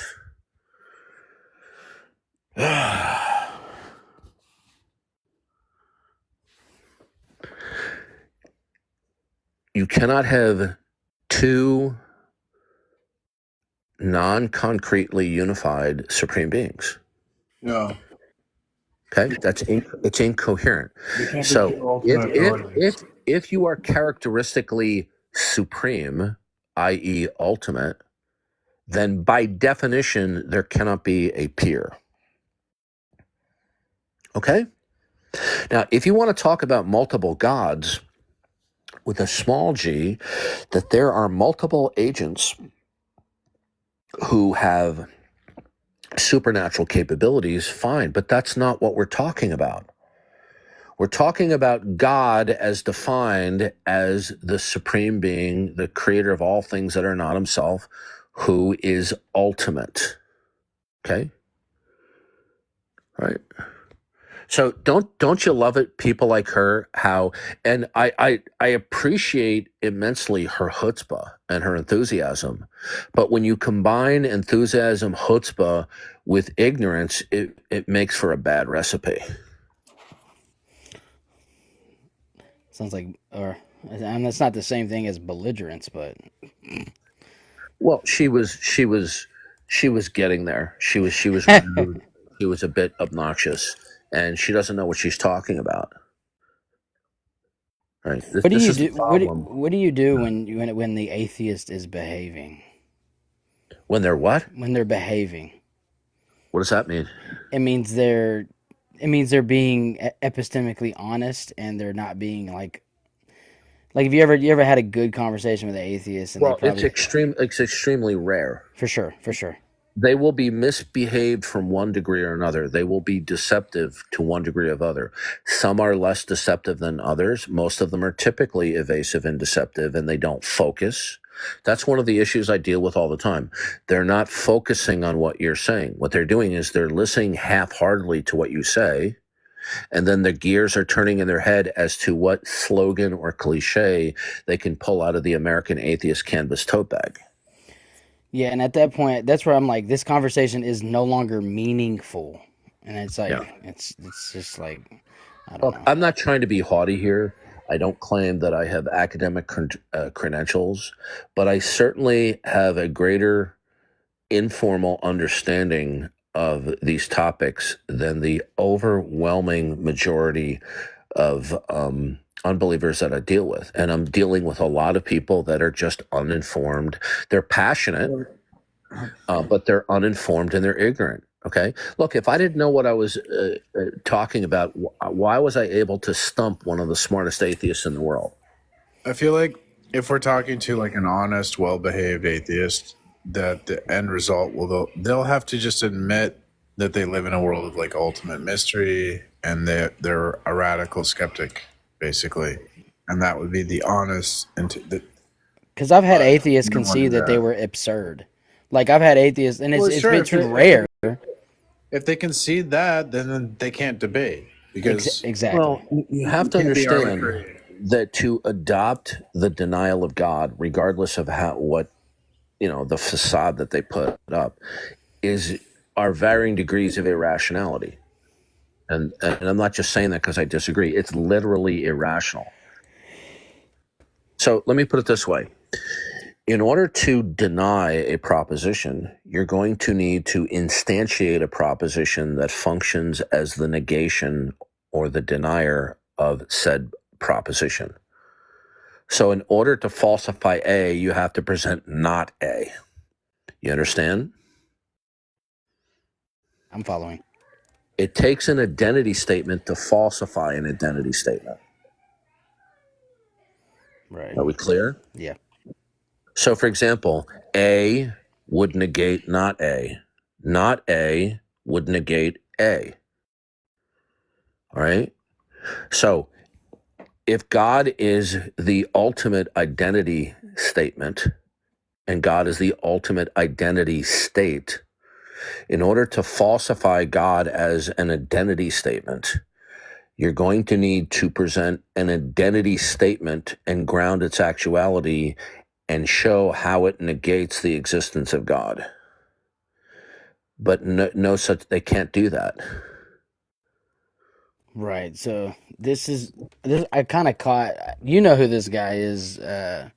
What's his name? Durs the Determinist. You know who he is. No. Precept knows who he is. He's the guy with the A, and is the atheist, and he's the Durs Determiners. But I caught him, and Determinism is incoherent. See what you're doing? Like that's just, They always do that.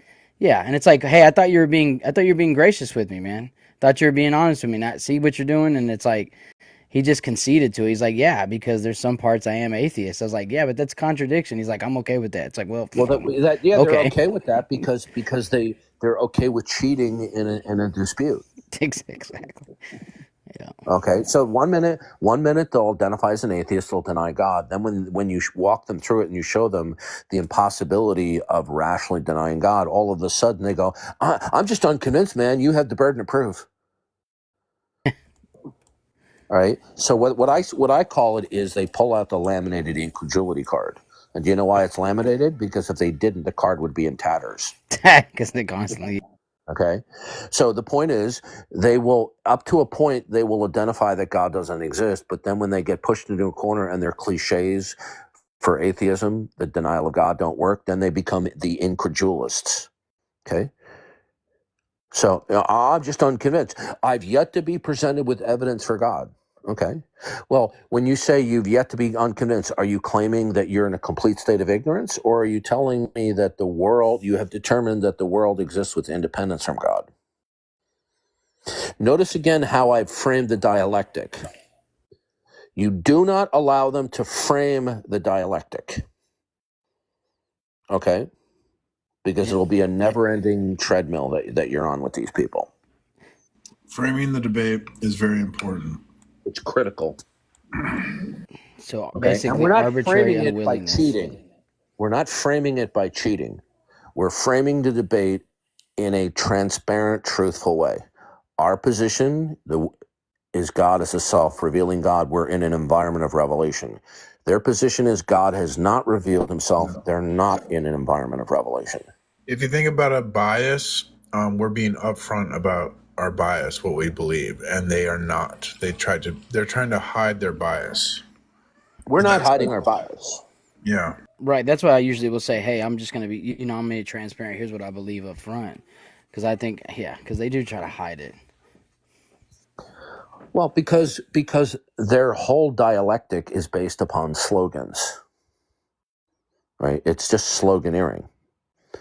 So, like when they say, well, there's no evidence for God, the statement that there's no evidence for God can be cashed out in one of two ways. It can be cashed out that they're just extolling, they're in a state of ignorance, that they're unaware that anything indicates God, or by that they mean that they've decided that the world is independent of God.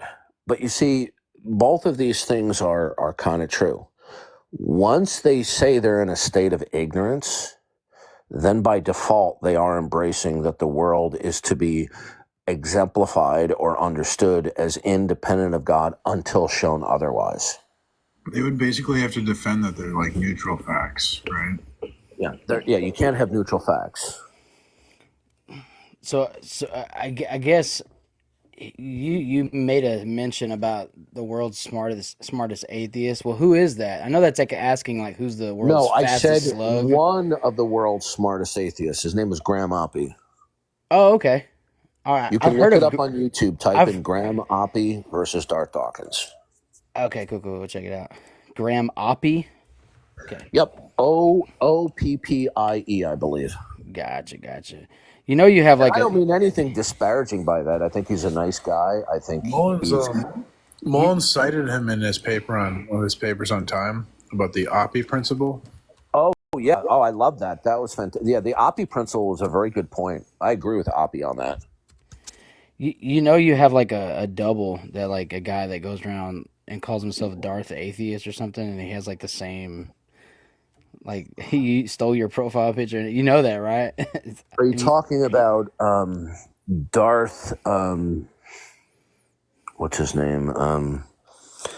He goes by Joyful Apostate. He has an alternate account called Darth. What's the guy's name? Darth Hawking. Yeah. Yeah, that's Joyful Apostate. He sounds like Kermit the Frog, and he's amongst one of the stupidest atheists on TikTok. Okay.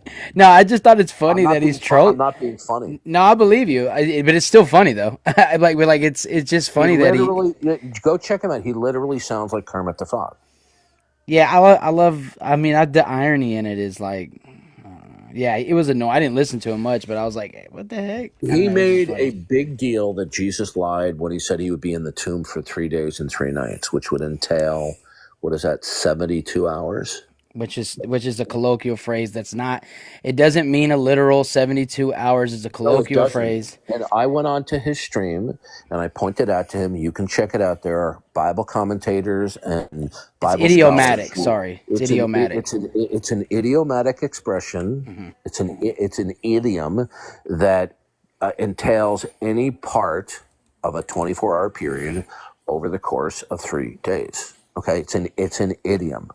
I said, you can even go on to ChatGPT. Ask ChatGPT this question. Not that ChatGPT is correct. Okay, I typed in a question to ChatGPT and it gave me a wrong answer, right? Because it's just trolling the internet and then just using its large language models to it's a hyper plagiarist to summarize stuff that it's taking. It's not like the thing is thinking. Anyway, but ChatGPT does have a high degree of accuracy for many things. You go to ChatGPT and saying, is the phrase 3 days, 3 nights biblically an idiomatic expression? And we'll come back and say, yes, it is. So when I went on to the stage with Joyful Apostate and I pointed out to him, this is an idiomatic expression, okay, meaning any part of any 24 period of time over 3 days. And his response was to kick me out of the stage. Yeah, I mean, I can give you Old Testament when they found the the Amalekite slave, and he hadn't ate anything for 3 days and 3 nights, and then they gave him food. Yeah, I mean, I can literally prove from the Old Testament that the Book of Esther, when before she went to What plead if from I the said king. to you, what if I said to you, I went to the DMV and I was there all day? Does anybody think I meant that I was there for 24 hours? Right? Yeah, it's ridiculous.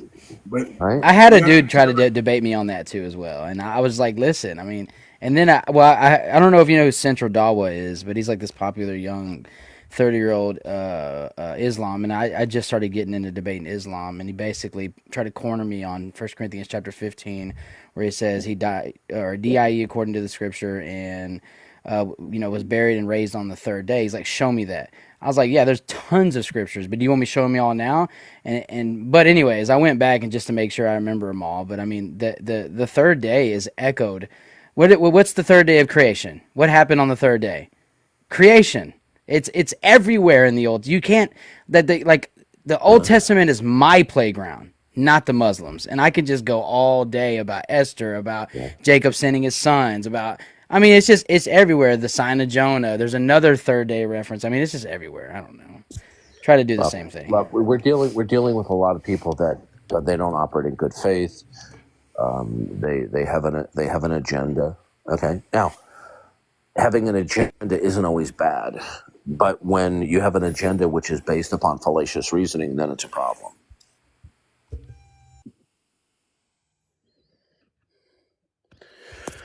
So I'm going to send you the resource. The uppermost folders contain material that are unsorted by category, so be careful when you go through there. Cool, no worries. Yeah.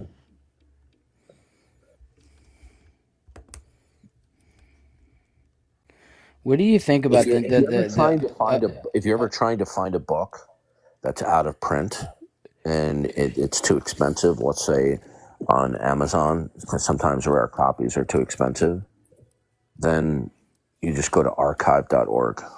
Right, and then you ever heard of Z Library? Yes. Yeah, they keep changing it, they keep patching it, but if you could just like, I've gotten a lot of good stuff from there as well. Well, there's Anna's archive. Mm-hmm.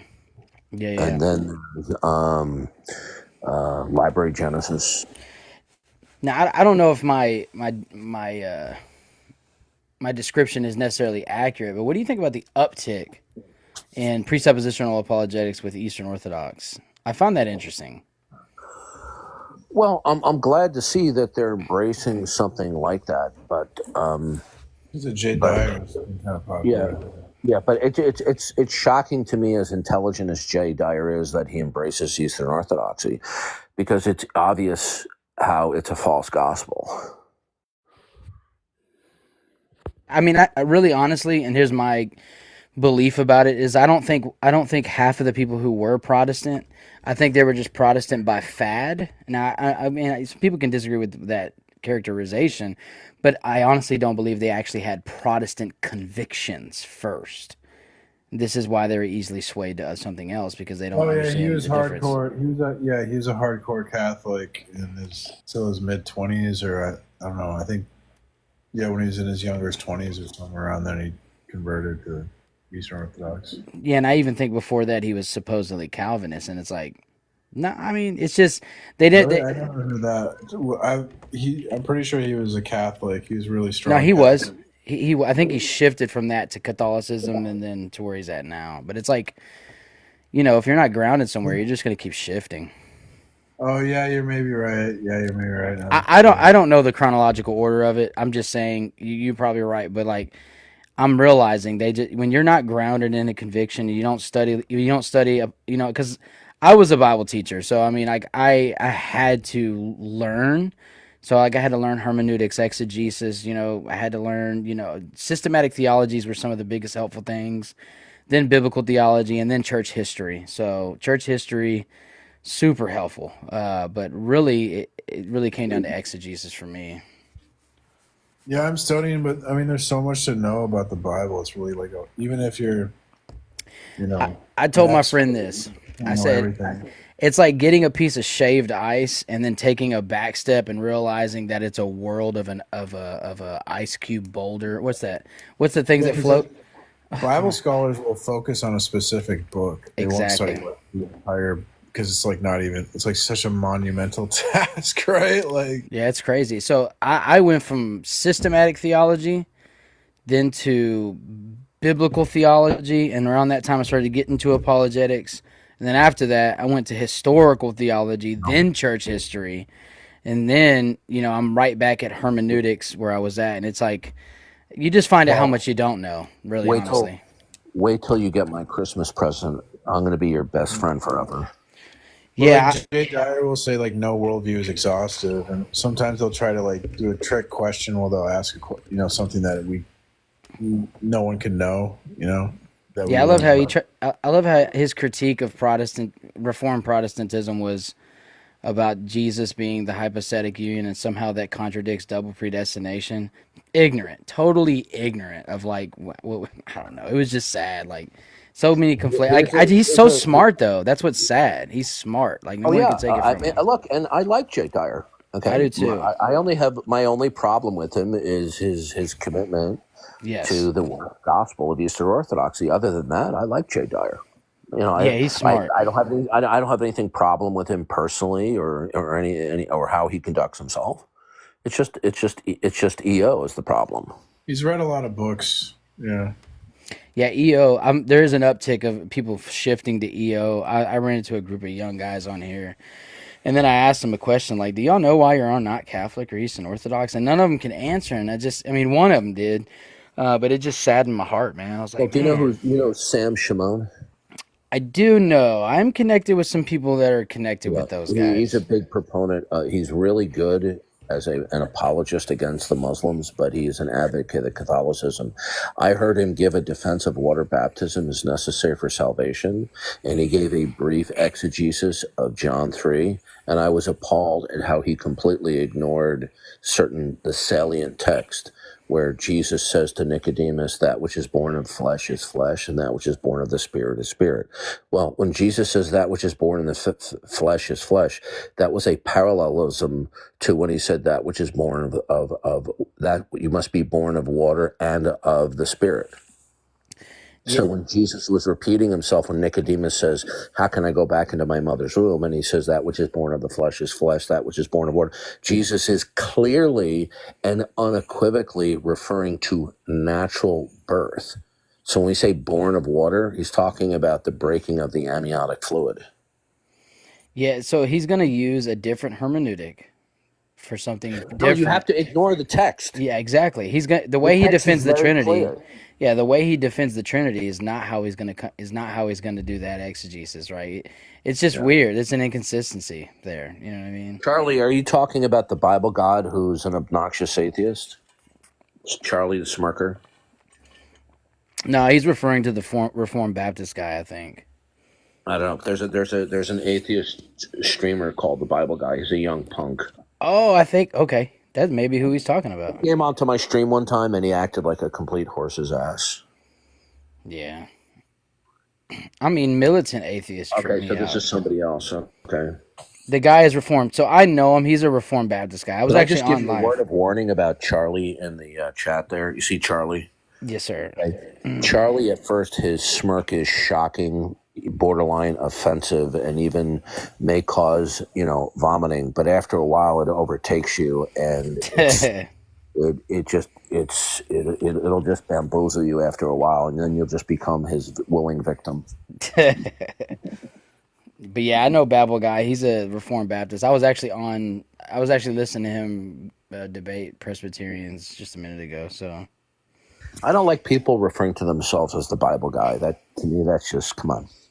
I mean, that's like me saying I'm the bottom of the ocean guy. It's like really, well, I've never. I'm the Bible guy. It's like when Hank Hanegraaff would refer to himself following Walter Martin, the Bible answer man, please. Yeah, Hank Hanegraaff. Don't get me started on that fellow. Golly. Do you know something? He used to be good. I've never liked the guy. Never been impressed by him. Never took him seriously. Yeah, I mean, I watched some of James White going back and forth with him, and I thought that was like hilarious. It was like, Yeah. Yeah, for Hanegraaff to convert to Eastern Orthodoxy is just laughable. oh yeah, And by I the way, wasn't surprised, honestly. if you actually go back, when you hear how he got control of the Christian Research Institute, it's nefarious. He resorted to subterfuge. Yeah, yeah. I mean, He I've gave he seen it. I've gave seen that. he gave Walter Martin's widow a speech to read, wherein the content anointed him the head of the Christian Research Institute. But this was not something that Walter Martin had planned on. So, are you familiar with Walter Martin? Oh, I knew of Walter Martin before you were even born. That is true, but one of my favorite books ever is The Kingdom of the Cults. I love Martin Walter. I mean, I have one of my best friends who's a Christian of 40 years, took some classes under, what was his name? I can't remember what his name off the top of my head is, but he actually helped Walter Martin in some of the research on the Kingdom of the Cults. He did not do all of the research for that book. no, he didn't. And it's a big encyclopedia, but like because I study cults like on the side because I was in a ministry that tried to turn into a cult, but I left before that happened. And so he was so great because I used to deal with Mormons. That's where my apologetics started. My apologetics started on the streets. I was a minister at a Christian rehab and a discipleship home, and then I would run into Mormons, Black Hebrew Israelites, Jehovah's Witness, and that's where my apologetics started. So I was into The Hebrew Israelites evidentialism. are some of the smartest people on the planet. Man, that you're laying that sarcasm on thick. No, they're freaking Say that idiots. now, but you're gonna be a slave in heaven, Darth. Yeah. But you can get salvation though, is after you do your due. But anyways, yeah, no, he helped me out extremely. I love Martin Walter. If you listen to some of his stuff on the John Hanegraaff show, or what is it? Is it Hanegraaff? You're talking about the John Ankerberg show. Yes, man, that stuff is I can't believe people don't unearth that. That is so gold. Listen, I'm going to send you my resources, but a couple of weeks from now, I'm going to have it revamped where a lot of the material is reorganized. I have almost all of Ankerberg's books. Why doesn't something like that exist now? Like, what happened to that show? I was like, I'm looking at this like this is because I've known about it for like 7 years now. I mean, it's gold. John is elderly now, you know. Right. And when you slow down mentally and physically, and you know you can't still do, and it requires a certain kind of persona. Right. Yeah, so Martin Walter, Walter Martin, sorry, he is a big fan. I mean, I'm a big fan of his, and so I love his stuff. I'm surprised though he didn't. I am to a certain degree, but you also want to know what his weaknesses are. He was weak on the Trinity. He was soft on Catholicism. Yes, he and was. And he refused to classify Seventh-day Adventism as a cult. That's exactly what I was about to tell you. I was about to say, isn't that crazy? Because I think they're now a cult. I'm sorry, that's unconscionable. And over the last 75 years, evangelicalism has gone weak-kneed when it comes to Catholicism. You would regularly see in books published 75 to 80 years ago, you would see the inclusion of Roman Catholicism as one of many different pseudo-aberrant Christian groups. Because of the influence of Billy Graham, his destructive influence, evangelicals have become wishy-washy on Catholicism. Yeah, we don't know where we're Protestants. That hyper-ecumenicalist crap. Yeah, he's... I don't say that I'm not Protestant, but I hesitate to use the term. I just say I'm a Bible-believing evangelical fundamentalist, right? Because in the umbrella of Protestantism, a great deal of apostasy has taken place, where a good chunk of Protestantism is no longer Bible-believing. Absolutely, that's true. What is evangelical? What does that designate? I mean, it's evangelical. I think the first term that I remember historically being used was during Martin Luther's debate with Well, Who's even that guy? today, evangelical, it's the term evangelical himself has become corrupted because there are many people who Yes. come under the banner of evangelical who aren't, they're not, they're liberals. It's a blanket term, and there's fleas in the blanket. That's what I'll say. So Yeah. it may have meant something different in Martin Luther's day when he said that. No, I'm just saying in the 20th century, there was a Yeah, big shift where that's there's true. an increasing amount of wishy-washiness. Right. Well, welcome, Adam. What would you like to say? I was just wondering, like, I'm kind of like in between. Like, I kind of don't really believe either, like, that there is a God. I don't really see any reason to like have a belief on it. Do you have any like evidence or anything like that? I'm just like, Yeah. The world is emblematic of that which actualizes it, and that which actualizes the world could only cause the world to indicate it if and only if what actualizes the world has the property set of God. So the world is unambiguously emblematic of ultimate design and intentionality. To not accept that let me finish. To not accept that the world is indicative of ultimate design and intentionality is to destroy your ability to reason. So now your reason about the world and your reasoning about what anything is or cannot be will be the ultimate product of chaos.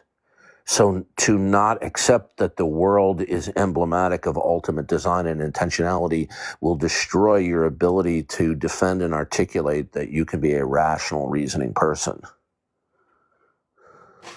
okay, I kind of see what you're saying there, but like, So let me wouldn't that not explain hold something to you. Facts are not facts in and of themselves. Facts, in order to be facts, must be contextualized, unless, of course, a fact in question is absolute within itself, self-contained and non-derivative, okay, and is entirely and completely independent of all external matters. So a world without reference to God revealing himself in and through creation and through the prophets, ultimately in Jesus Christ, is a world that has no intelligibility and meaning, right? And when people attempt to give meaning and intelligibility to the world, they're just stealing from the God of the Bible. So the point is this: either one of two things is true. Either the world is emblematic and represents ultimate design and intentionality by the mind, the purpose, and the plan of God, or not. In the case that the world does reveal God and by his purpose, and I don't mean by an inference to the best explanation, I mean everything in the world is what it is because it reflects and is instituted and secured by the mind and plan of God. Otherwise, things in the world would have no context. Everything would be shrouded in ultimate mystery, and you couldn't even say the dog wags its tail. okay. You would have no ultimate frame of reference as to what anything is. Okay, but I do have I understand what you're saying, but like, I just don't see how I'd be able to like prove that one God exists over another to make the claim that one instance is Because the true. God of the Bible's attribute set is exclusive and indispensable for actuality, truth, reason, and intelligibility. The God of the Bible alone, in the annals of human history and even in the future, if you don't accept that property set, and in the past, the present, and the future, you deny one of those elements of the attribute set of God, it will cause your model of reality to implode into irrationality. How is that only like with the Christian? Sorry, can you re-explain like the Because the very God of beginning the of what you Bible's said? attribute sets are collectively and compositely necessary for truth, reason, intelligibility, and actuality.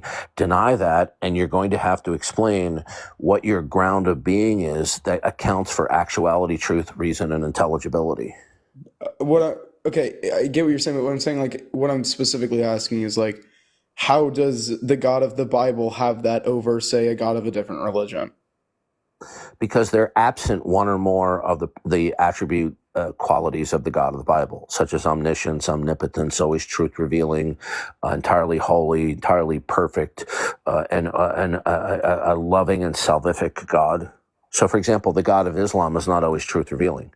The God of Islam makes blatant historical blunders. Okay, the God of the Islam in the Quran thought that the Trinity was Allah, Jesus, and Mary. That's something nobody ever taught. Oh, okay. Yeah. All right. Sorry, I just didn't really understand. Okay, I get your point. Whenever somebody rejects the Christian worldview, which is a rejection of the composite attribute set of the triune God, that means that they're denying one or more of the attributes of the God of the Bible. They're then speaking from a worldview that is missing one or more of those attributes. And if you're missing one or more of those attributes, it is lethal to the actuality and intelligibility of your world. Okay, Now, so I this do is have one not question on commonly that understood. specific point. Let me explain something. The reason why this is not accepted and propounded by philosophers is because they're unbelievers. Because of their refusal to acknowledge the self-revealing God in creation and ultimately in Jesus Christ, because they refuse to accept that, they cannot give an account of ultimate metaphysics. So what they cannot account for, they just ignore. Yeah, I get what you're saying on that, like with the philosophy part. Like, how would you have reasoning if you can't if you're only basing your reasoning on a subjective view of yourself? To them, they're just what they cannot solve or answer. They just become disinterested in. I do have one really specific question, and that is so you described this God has all the attributes that are needed to have a basis of reasoning, right? What if it's not necessarily that God, but there is a God with those attributes? How would we be able to differentiate that? Well, for what is this God's attributes? Well, I'm just saying, you're saying the necessary attributes like omnipotence, revealing of truth, right? Things like that. Well, what if there is a God that is that? Our position is we're not just starting with these different God claims and just saying which one meets our fancy or which one do we prefer or which one do we think abductively is an inference of the best explanation. We're starting from the authoritative revelation of the God of the Bible that he is, and that any other model of reality is a figment of their imagination. The Bible is very clear about that. It says what they worship is they worship in the futility of their mind. This is just a figment of their imagination. Okay, so then all right, I get what you're saying there. So if there's this God exists and that's why we know that these are the claims, okay? But what I'm saying is you did use a logical reasoning behind that, and that was the other question I asked, and that's your logical reasoning is well, if it's not truth revealing, if it's not omnipotent, it's not all knowing, right? We would have There's no alternative.